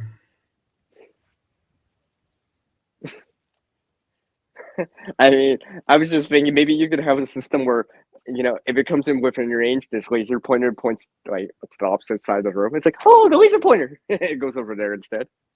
Yeah. But yeah, that'd be hilarious. But hey, that's something to think about, right? Because I Yeah. know people were, Exactly. right? It's it's just like anything. It's just like with the blood pressure or whatever, right? Try to figure out a way, right? So they can Yeah, coexist or something like that, right? Or deter them or get them to go somewhere else, right? Away from the plant, the certain plant. yeah. Even if they don't touch the plants, they can knock them down anyway. So Oh yeah, exactly, right. Where maybe even something like, well, I mean, it depends on the plant, right? I mean, like let's say the ones that you showed, right? I mean, short of like, and where you can still put it in the sun or put it on the shelf or whatever, right? Because it still has to be put somewhere. Because if you put a cage, yeah, you could put a cage around it, but it's not make it wider. You won't yeah, be able to fit it on the shelf anymore, right? yeah, So it's a tricky part, right? Yes, you can use netting or something like that, but the cats can still knock that over. And if they get their claws in that netting, it's gonna get stuck. Next thing you know, the plant's down on the ground, or you break the container, or you know what I mean? yeah. I know what you mean. Yeah. So it's just one of those things. It's difficult. It's difficult for I know for people that have pets and stuff like that to grow inside and stuff like that. Stuff like that. It's challenging.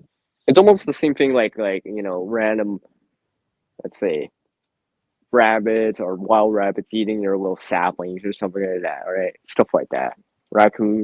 Not raccoons, but you know what I mean? It's that same thing. It's that same thing. If it's not the bugs, it's the animals. If it's not the animals, it's gonna be the pets, right? Yeah, exactly. And stuff like that. Or the bugs, right? So do the best you can. Yeah, I mean, too bad. I mean, oh yeah, and you probably can't have it in a separate room because you want it on that shelf, for example, in like in that video because the sun or light can get to it. Because also you still need that. I'm assuming, right?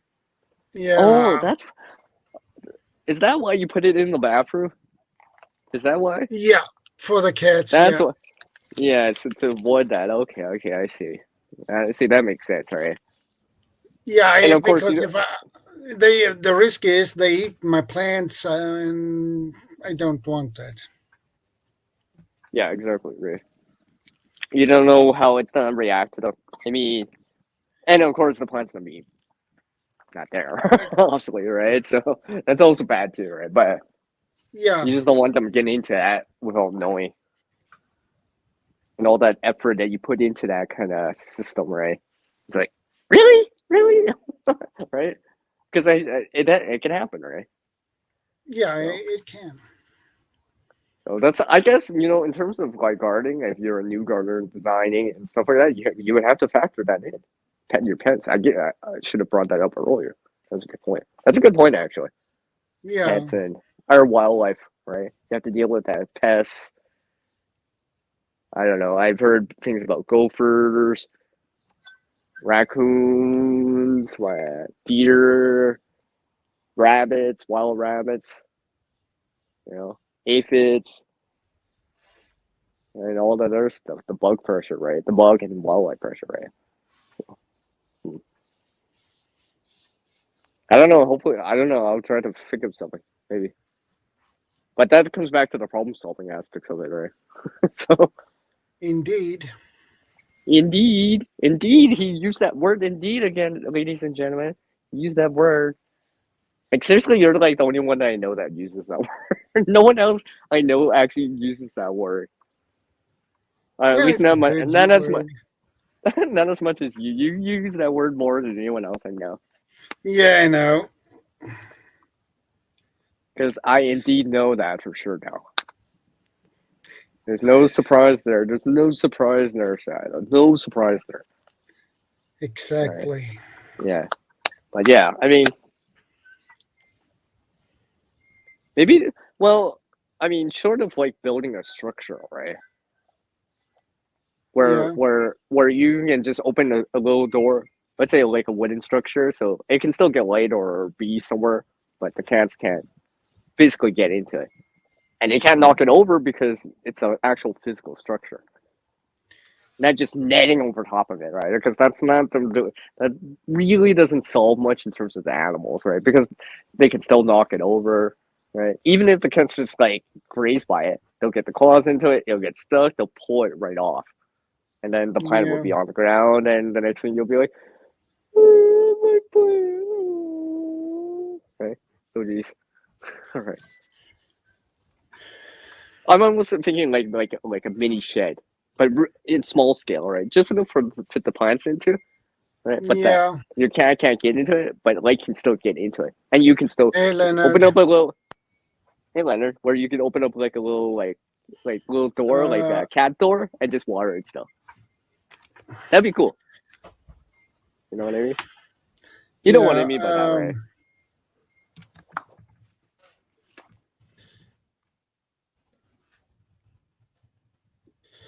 Uh,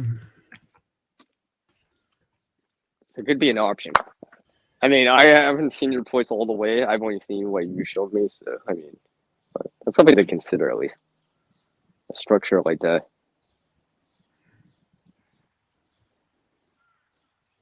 So uh,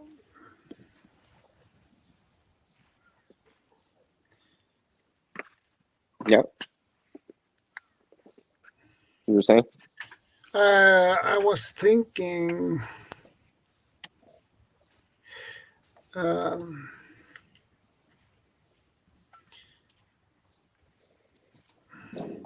I'll try to find something suitable. Um, not Yeah, I mean, here we have it. Um,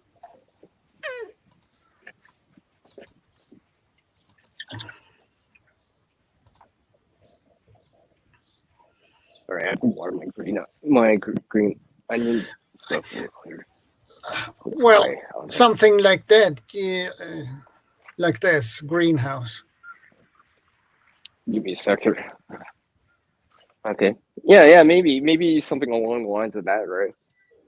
You know, a structure so you can still And do the this things you is want. the best Yeah. thing. Is it's on wheels. Oh yeah, so it'll be mobile, right? And something You that have, you yeah. can adjust the shelving so you can put taller plants in as it gets bigger, right? This one, I have no idea if you can move the shelvings, but probably you can. But this is a nice construction, and it's safe for the cats. Yeah, where light can still get in, but they can't get their paws into it and they can't pull it down. Exactly. Where it's even strong enough that they can hang off of it, climb on it, right? Yeah, Yeah, I hope right. so. But there's like a little latch or whatever, like a little cat door or pet door that you Yeah, just open, then you can just water it, right? You can still park. but the It's also, yeah, problem will be if you're gonna use this indoors, you need to figure out how to place it. oh yeah, that'd be part of the issue. Trying to fit it in there into what you're using right now, a shell, uh, or a ledge, right? So, Yeah, yeah. but this is at least some Come up with a one design. solution. Come up Yeah, with a design and see, right? And try to either buy something or make something that can work with it, right? Because that could be very yeah. beneficial, right? You'd be like, oh yeah, this is working great, and something like that. And next thing you know, hey, I'm growing all this stuff now, even with the cats, right? So something to Yeah, consider. Because I keep forgetting not everyone grows in a garden bed or outside, right? Some people have to grow on a balcony, small space on a ledge. Some people have pets and stuff like that, like cats and dogs. So.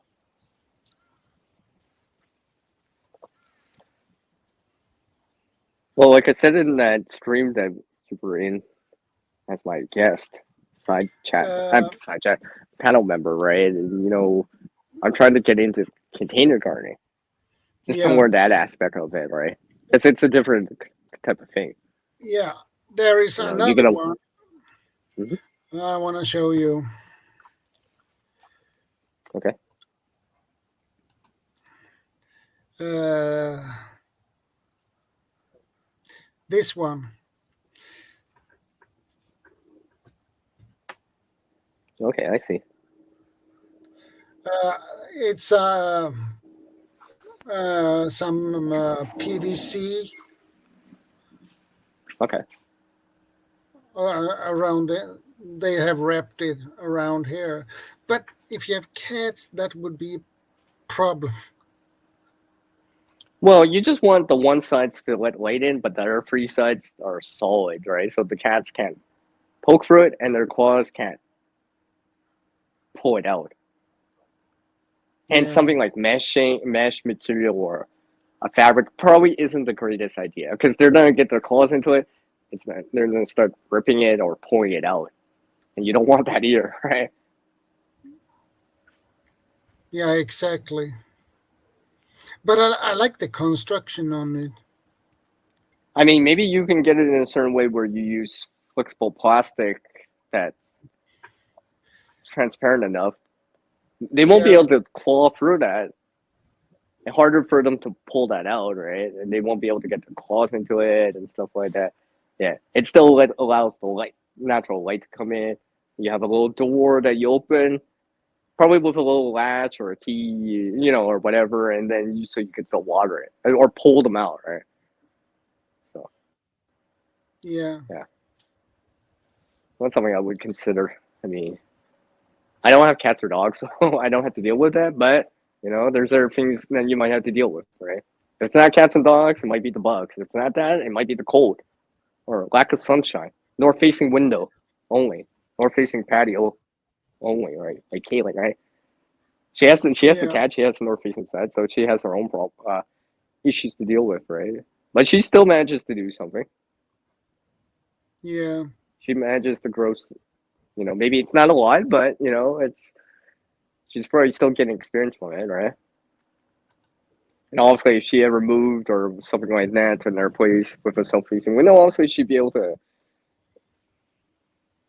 grow more, right? But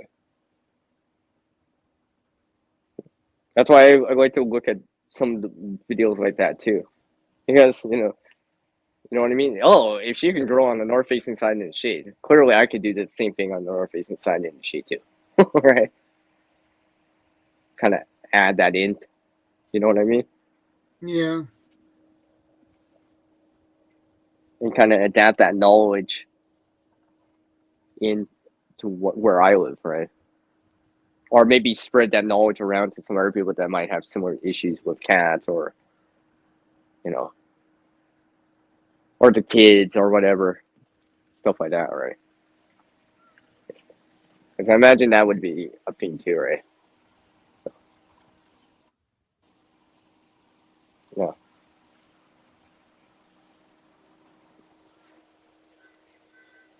Well, you said before that you sometimes go over to your mother-in-law's to help her with their garden too, right?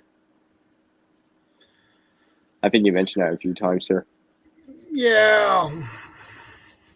So, But they have a much smaller garden now, so uh, is it outside?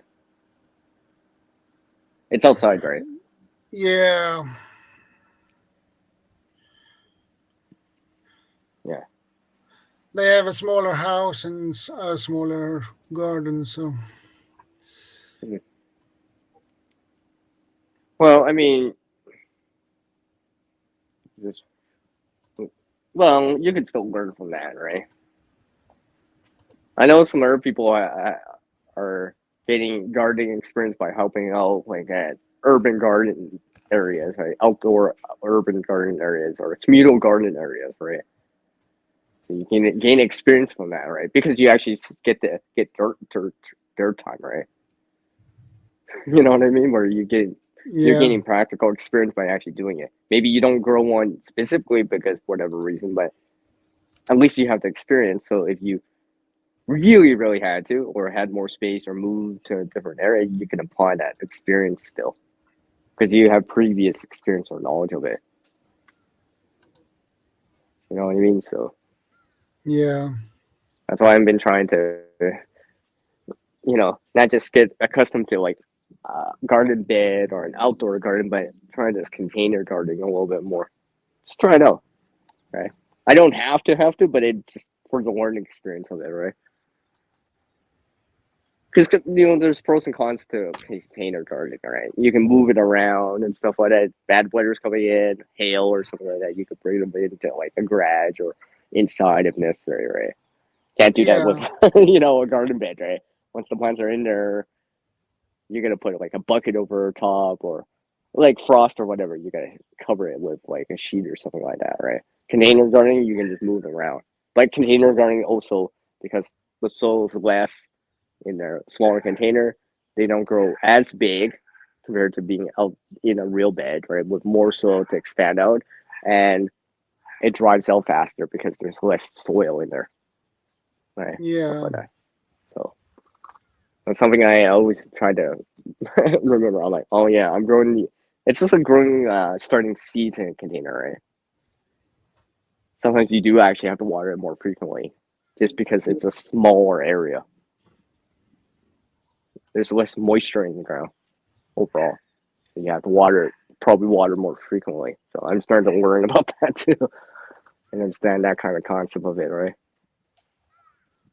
Because I've tried transplanting a lily before for 1 year, never flowered, barely grew. So I've had issues too, right? So that was a fail, but I'm realized I'm like, yeah, let's try that again and see if I can actually do it, right? Because I was trying to grow one of the lilies I had in the bed. I transplanted it out. Initially, it took, but it didn't grow any bigger, and it never flowered. So I mean, you know, as a learning experience, like I said, because one of the things I'm trying to do is like propagate some of this wild edible stuff. Let's say chives, for example, right? I'm actually trying that out. I might actually try that again this year because it Yeah. would be nice to be able to propagate that, right? But I'm learning about that by doing it, right? Because I'm like, well, no one else is gonna do it except me, right? Because it would be nice to propagate that out. Because those chives that I have, they're perennial. They'll come back every year, right? But I just got to get to the point that it would come back every year. Yeah, maybe transfer it to their bed or something like that, and hopefully get things to overwinter and come back the next year. Because Yeah. perennials, they'll come back, right? So you don't even have to replant or reseed them. Like you just have to get it to that state where it would come back, Yeah. right? Because I have wild perennial plants, all right. Well, I shouldn't say wild, but I'm talking about like, well, I have peonies here too, right? And they come back every year. It would be nice if I could get propagate that somewhere else too, but that's a little. But I'm gonna try the chives first, the wild green onions first, because that seems a little bit easier to work with and stuff like that. Because that'd be nice, right? It'd be like, hey, look at this, I can. That'd be good. That'd be my next level or raising my A game, right? Because now I've actually propagated something, and then it's Yeah. actually expanding and regrowing itself or coming back every spring, right? I'd be like, oh, that's awesome, right? Because I'll feel like I'm gaining experience on that by actually doing it versus, yeah, in theory it would work. Obviously, in theory it could work, but in practice, right? Can I actually do it? Because I know in theory it would work, but can I actually get it to actually do it, right? You know what I mean? Yeah. Right. So this is why I think a lot of people. It's not that they don't have green thumb. It's just that they don't know how to start it off or whatever, right? So start the process off, right? And that's the kind of process I'm trying to learn, the process of it, all right? Understanding of it, all right? Because Yeah. because people, when I've shown the sunflower that I had here last year, that was like, I swear it felt like it was 14 feet high at its maximum height before it started to sag because the flower, right? And they were like, "Oh yeah, I saw it, CR, and it was so huge, I could see it or whatever, right?" And I just said, I just put it in the ground, like literally. I was simplifying it a little bit, but I just put the seed in the ground, I with loose soil, right, just so it would not even really pack soil, right? So it could easily expand its roots out, right? But added water for it. And I said, in the beginning, I had to baby it, obviously, because it's still delicate in the beginning, right? But after, let's say, once it started to reach past my knee, a foot to foot and a half, it just became easier and easier, right? I just put in the leg work in the beginning, the effort in the beginning, right? And obviously, I had to harvest it at the end. But in between, I'm just adding water. The sunlight's, it's either there or not, right? Didn't have to. I wasn't adding any fertilizer or anything like that. I just put in water. Right? So to me, that was an easy thing to grow. You know what I mean? Yeah. Because I think some people may have been before in terms of, and they're twice shy about it. Oh, I tried something before, it didn't work. Right? Well, keep trying.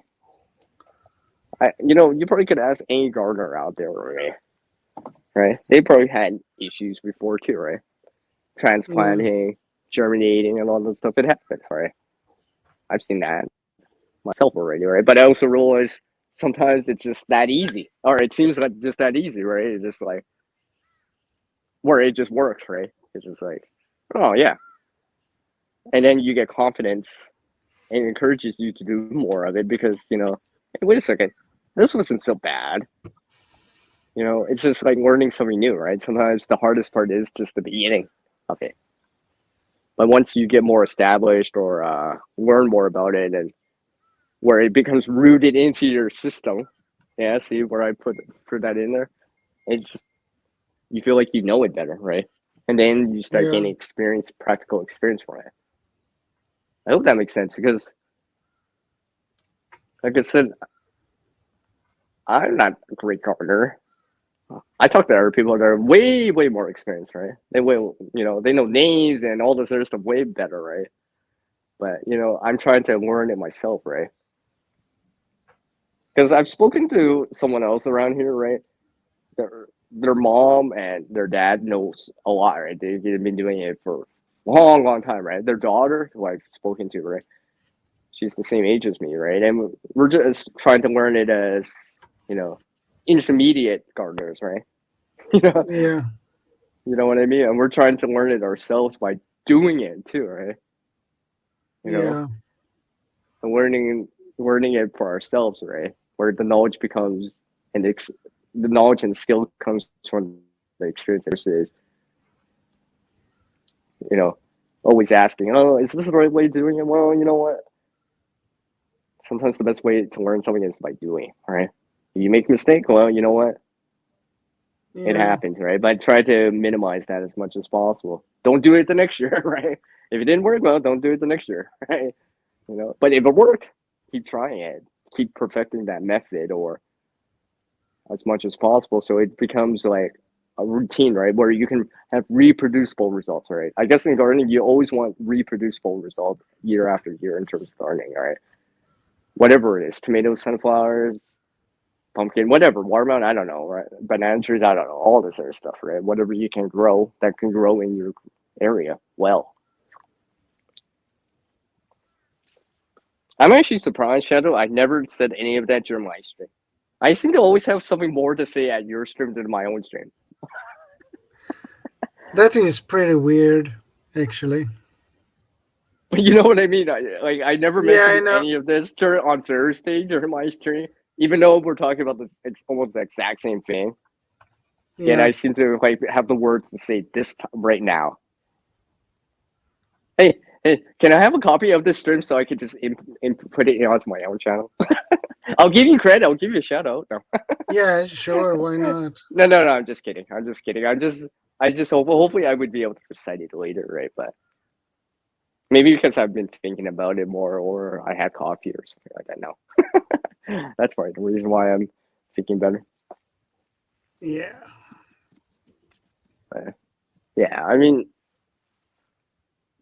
I've seen people like grow stuff in cardboard boxes before. I don't know how well that went per se because I didn't see the whole process, but I know the plants were in a box. But that's just a container. But obviously, because it's cardboard natural, it might dry out faster, right? And it's container, right? So you have to water probably more frequently. But in comparison to, let's say, an actual garden bed or actually in the ground itself, right? So I've seen Yeah. stuff like that floating around on some of my followers here on YouTube and people I follow along, right? So and stuff like that. Because I've seen, as I grew more, and I literally just said that, right? I feel like I can actually understand what people are talking about more. It's like, oh yeah, yeah, I had to do that before, right? Referring to some experience I had, right? Yeah. Right. It's just like when Sandra was here earlier and talked about the mulch and stuff like that, right? I was just like relaying an experience I actually had with the tomatoes, right?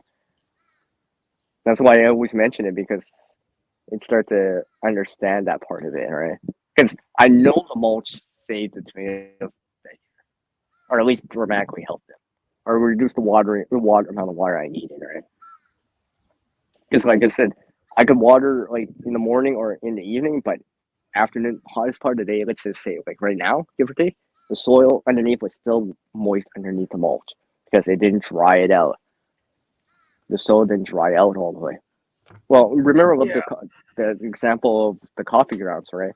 Something dry touching something wet, the moisture will cause, because of diffusion, the moisture will diffuse into something dry.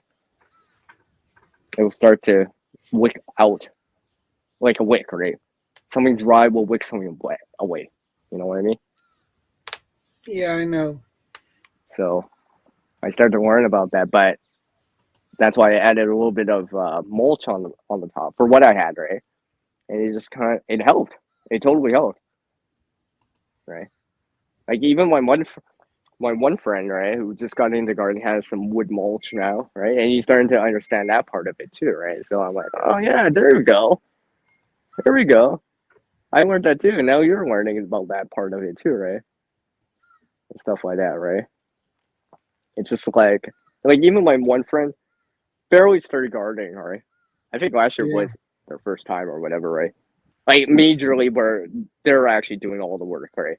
Without any, someone showing them, or like let's say sister-in-law or relatives or whatever helping in terms of, what I mean. But they're trying out something new. Like they're trying out I think they're trying to go Brussels sprouts, right? I don't have experience with it, and a lot of the channels I follow don't usually show that, right? So I'm like, Yeah. well, that's new territory for me too, man, right? But Yeah. what I said to them, right? Observe what you're seeing, right? That way, if you observe what you're seeing, right? That way, the next year, if you do this again, you know exactly the process. You've seen it already. You've seen the whole life cycle of it, right? Because Yeah. I always mentioned about the whole life cycle, because it's nice to know. Oh, this is how it's supposed to look at it, and it's like tomato plants, right? How I went from let's say someone get passes you a plant, right? Let's say you're a new gardener or whatever, right? Someone passes you a seed, a starter, or whatever, right? You've never grown it, whatever it is, right? I'm going to use tomatoes and sunflowers as an example, just because they're we can know what that that kind of stuff looks like, right? We all know what tomatoes and sunflowers typically look like, generally, right? Regardless of the variety, right? But let's just Yeah. say if someone gave you a tomato plant, it's like, oh, here you go. And you've never grown that before, and you start to learn about that. You harvest the seeds, and the next year you're using those seeds to grow new tomatoes. You just went through a whole life cycle of that, where you've seen the seeds, you've seen it sprout, you've seen it grow into that adolescent type of state, to its mature state, to the flowering state, to the fruiting stage, to the harvesting stage, and so forth, right? So you've seen the whole lifespan or life cycle of it, right? And it becomes experience, right? Because now you observe the whole thing, right? You know what I mean? And you can Yeah. relay it back, that information, to someone else too, right? It's like, oh yeah, I know what that looks like. I grew that from seed before. I've seen the whole life cycle of it, right? You know what I mean? So Yeah. I mean, nothing wrong with getting something up. as a pre-established germinated plant from like a nursery or whatever. But I understand about the timing and stuff like that. But it's nice to see the whole lifespan of it. That way, you start to understand. Oh, this is what the seeds look like too, right? Like just because you grew it from a pre-start, right? Doesn't mean you know exactly what the seeds look like or how it starts when it germinates, right? Yeah. Because that becomes knowledge then, right? It's like, oh, the leaves are in this shape when it starts, right?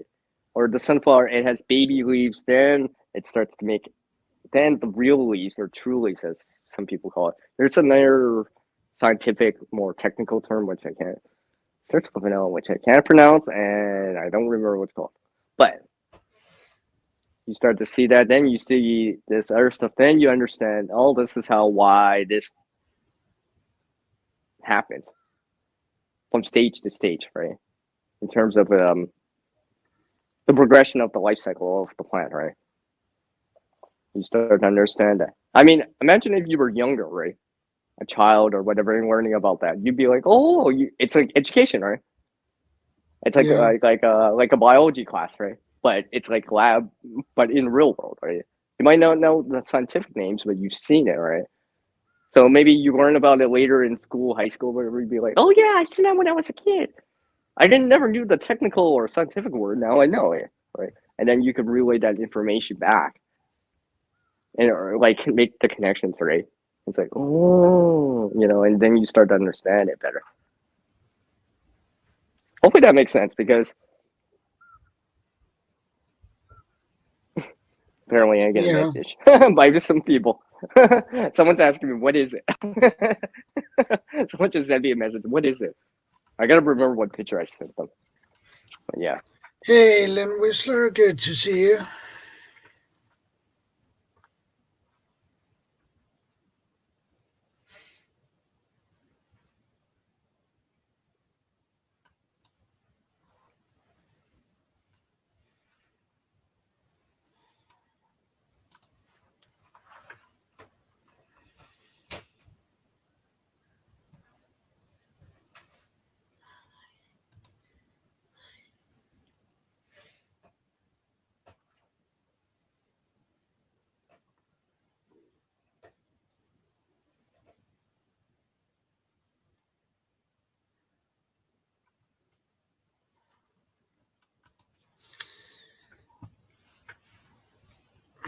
How are you doing, Lynn?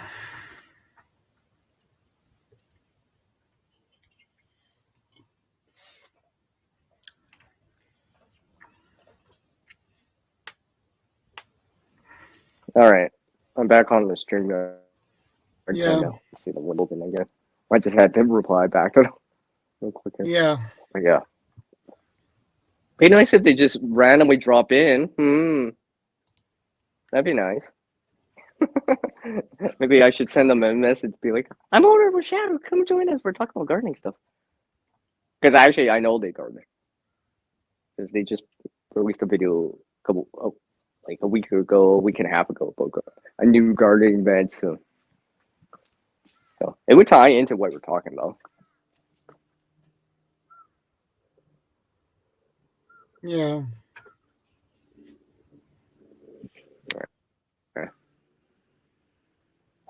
Maybe you should drop in a link there, Shadow, onto our group page there. Be like, I'm over here. I'm over. I'm doing a live stream at CR's with me. We're talking about gardening. If you guys want to join, well, we are already. It would be nice to get some more input. Some more people that garden too, right? Because everyone, right? Forehaven, me, you, we grow similar things, but different things, different climates, and different growing zones, right? And stuff like that, right? Some things are probably easier to Yeah. grow here than other places. While down south in like Texas or whatever, some things are probably harder to grow, or they have to be Yeah. grown early in the season. Like onions, for example, right? I can grow onions now. Some people in Texas, they're not growing onions because it's too hot already. It's too hot for those plants, generally. You know what I mean? But they can grow something Yeah. like hot peppers easy. Well, if I tried that here, it'd be a struggle, right? So sometimes not only grow what you want to eat, but grow things that actually can grow relatively easily in your area, right? Yeah. If you can grow tomatoes really, really well, keep growing them. Sunflowers, whatever, right? Carrots, something like that. If you have harder time, right, try to get better at it, right? But realize it's probably challenging for a reason, right? Whew. Speak of, it's getting really, really warm here. I swear it's gonna be like not quite 70 Fahrenheit here, but or 21 Celsius, but it's probably pretty high. Probably like 68, 19 Celsius here.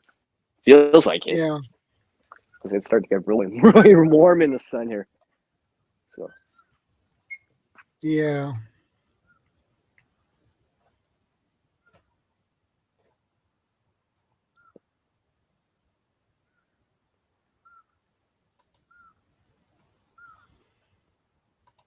oh, wait, I'm just seeing Tammy's still working. I knew it. I knew it. Yeah, lots of community gardens on the public space in Vancouver. Okay.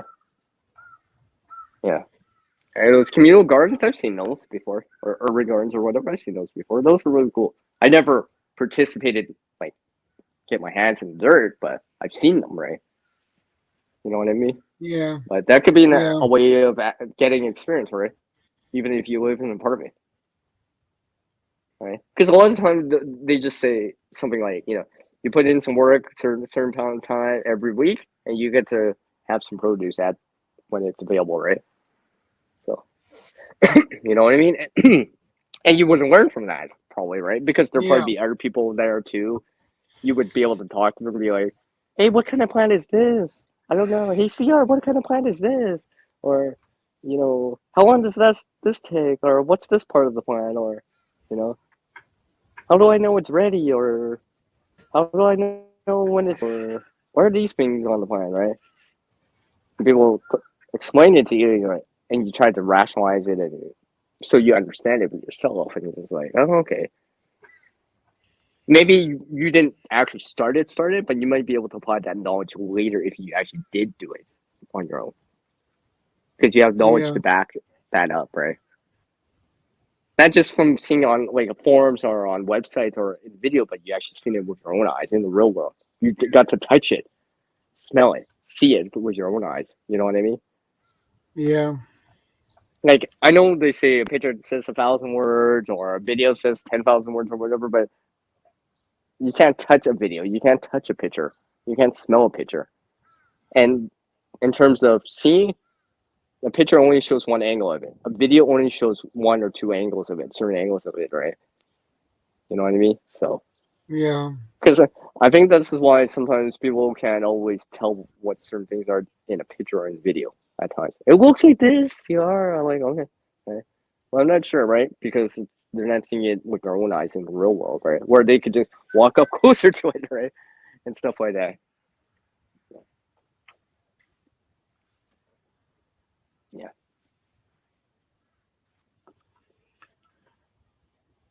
All right, I think I can start. There's 60%. I think I can start. Yeah. Let's see here. Hold on. Oh, apparently, you already got a comment in there. One said something. Yeah. Cookie's still there. And I mean, let's see here.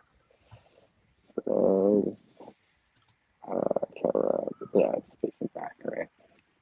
Like I said, I have this plant right here. It's kind of bright outside.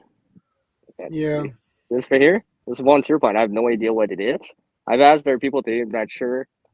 Right? Some people have said this, they were not sure, right? So, right? They say this, I'm like, well, I didn't think I planted that, right? So I have no idea what this is, but all I know by observation and stuff, the leaves don't feel dry. It's green, Yeah. obviously, right? And I've been giving it water. Not sure exactly what it is. Would be nice if I knew, but stuff like this, right? I mean, like, I would hope it would come in, I got this. I mean, it's kind of not in the perfect state here. Yeah, and look at this. This was It's overwintered, right? I'm hoping if I see growth and or it gets taller, obviously it's going, right? But I mean, I got something right here too, right? So Yeah. those are just things that just overwintered that I wasn't even planning on, right? Like I told you earlier in the backstage, right? I wasn't even trying to do that. It just happened, right? I didn't, cover it with insulation, hay, grasses to insulate it. It was just covered with snow and ice.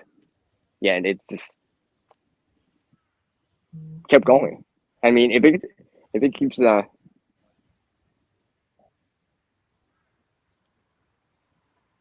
I got a notification in there. I know you got the same notification.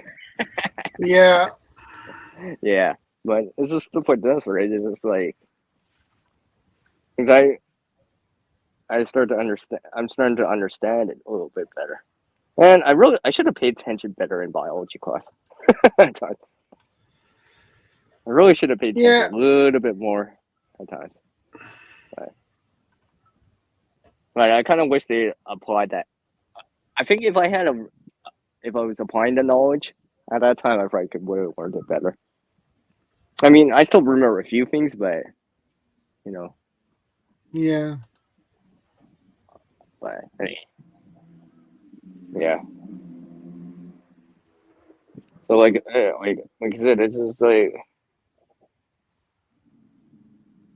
I have no idea what it is. I have no idea what it is. It just like I don't want to overdo it, but it's perking up a little bit more. Yeah. You can tell it's green, right? So yeah, a little bit yellowish in there, but I mean, like we'll see, right? I mean, if it comes back taller and bigger, I'd be like, and I start to see some more roads going on, which I know, but I mean, Yeah. early in the season, but no, because I had air things, right? They dried out, right? So I know that's done. That's done, right? It's completely dried out. There's no way that's coming back, right? You know what I mean? But this Yeah. was still kind of green, and the leaves on it were dry, right? You know how you could tell leaves that are still good. I mean, leaves that are still good. Leaves that are still green that they're squishy. You know what I mean? That feeling like a leaf that's on a tree that's developed and green leaves versus a dry leaf, right? That consistency, that feel, right? So it feels more like a green leaf than a dry leaf. If that makes any sense because I'm touching it, right? Yeah. So I have no idea what it is. I've asked some other people. So I don't know if you know what that is, Tammy, because I've asked other people. I might actually have to ask some of my close friend gardening people, but I have to wait for them to come over here and take a look at it personally. Because I don't want to just show them a picture. I want them to actually see it here in real life. You know what I mean? Not on Yeah. video or a picture, right? That way they can actually see, really get close up to it, right? So yeah, I can't wait. So Yeah. I never thought I would be doing this more, but I've been enjoying the gardening process a lot more lately. I think it's because I've been learning about it too. And not only that, I'm growing stuff that I want to grow, right? Or consume. Yeah. So growing what you want to eat and stuff like that is probably a good idea too. Because you're more likely to want to put the effort into it, right? You know what I mean? It's not just like, oh well, I don't eat carrots, so I'm not gonna grow carrots, but I want to grow carrots because I like carrots. They're really good, and I'm learning a lot from it. And then you start to, well, it's just like King Poobah trying to, a White Family Farm, right? They're trying to grow that big carrot challenge, right? I mean, I don't want to spoil their videos and whatever, but they're trying to grow in different containers and try, right? Maybe up Yeah. their gardening game a bit, right? Because it'd be really cool to be like, oh, that's possible. Then you realize, hey, that is possible. Maybe I can try that too, right, next year or whatever, right? And realize, oh, wait a second, and adapt that knowledge that you're gaining from these videos or websites or forums that you're looking at. or reading or watching, right? Yeah. Realize, hey, I can do that too. That's possible, right? Hence, that's why every so often I still watch people trying to grow things in the shade. It's like, Yeah. oh, if that could be grown in the shade, or I could do that here too. You know, if they can grow it, maybe I can grow that, right? I mean, certain things I probably know would take either a really long time or probably very rare would happen, right? I'm probably not growing a banana tree here. Probably not. You know, you know what I mean?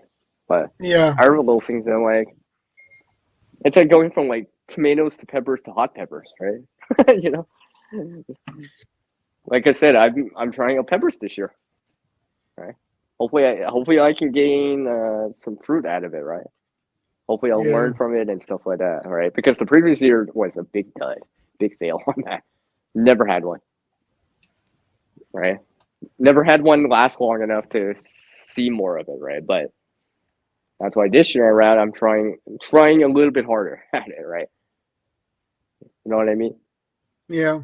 Because I figure, okay, a pepper is just gonna be a little bit more difficult than a tomato. Probably very similar, but more difficult because it probably takes longer to germinate, or it takes longer for it to mature enough to get a fruit off of it, right? Get a pepper off it. So, but we'll see, right? I mean, hey, who knows? Maybe if I grow peppers, maybe I will try hot peppers. Attempt it at least, right? Yeah. See if I could. But I want to take those baby steps, right? Something a little bit easier in the beginning, and then try to increase the difficulty to something else, right? I mean, I like peppers too, so it's not like or hot peppers too. I would probably consume them, but hence, but I like tomatoes too, right? So hence, I tried tomatoes before that.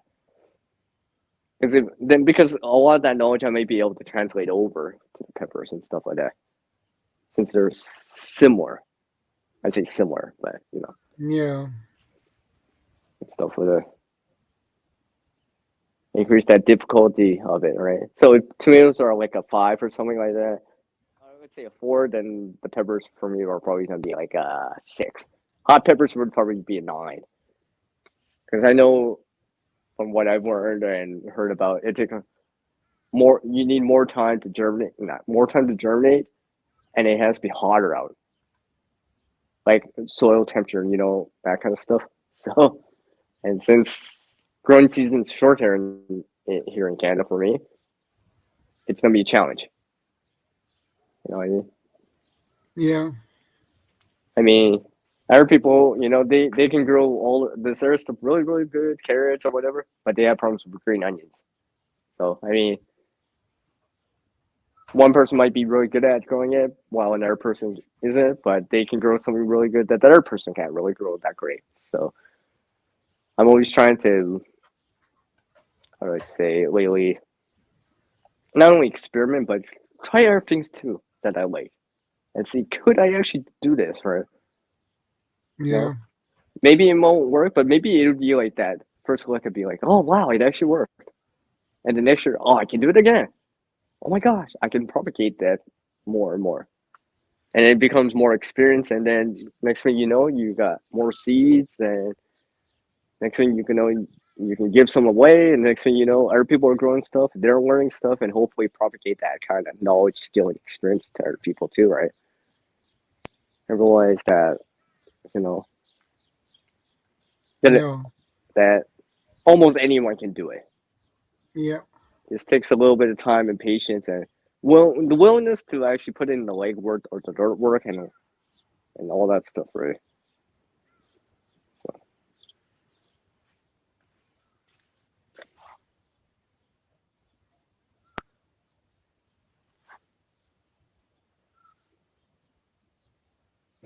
gardening is the number one hobby in the world.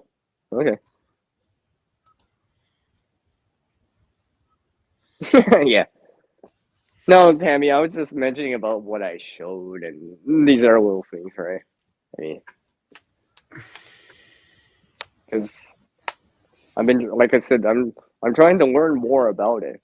I mean, there's a lot of hot, large gardening channels out there, right? I'm trying to learn from them too, but I'm also remembering they live in different climates or different growing zones and all that stuff, right? So I have to apply that knowledge, adapt that knowledge I'm reading or hearing or looking at to my own area, right? Yeah. Because I think that's the most important thing. Yeah. If you live in Alaska, right, down here in the provinces, here in Canada, down in Southern Ontario out east, down on the coastline, down Texas, Montana, Idaho, New York State, New York, Florida, North and South Dakota, and all those other places, right? Like, some people down south, also they started growing stuff back in like March, right? What they have right Yeah. now, I have to wait until June to even see that. Maybe in July, right? You know what I mean? So you gotta adapt that kind of stuff. You know what I mean? But if you see Yeah. someone local, growing something relatively local, let's say within 100 kilometers, 100 miles, you probably can grow it too. I would assume, especially if they're not using anything special, right? They didn't use any special fertilizer or variety of plant or greenhouse or grow lights, right? It really makes you Yeah. understand that, hey, I could do that too. If they could do it, I could do it. The climate is relatively the same, right? The growing zone is relatively the same.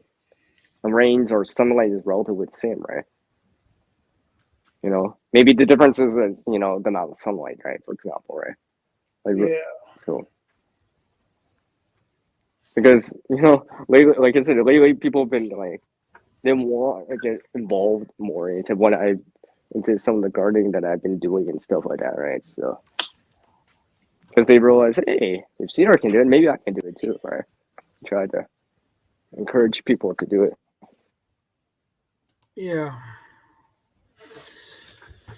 Well, see, I begin to get really tired now, so I think I'm going to wrap things up. Okay, okay, okay. Well, like usual, thanks for having me on. I guess we just continued that conversation on Thursday, Yeah. pretty much. You're most All right, welcome. everyone. It's always a pleasure. I will see everyone later. Take care, everyone. You guys are so Take care. awesome. I hope you Take really care. dig this stream. Yeah. Take Hopefully, it care. sparks your Stay interest. safe. And thanks for stopping by. God bless.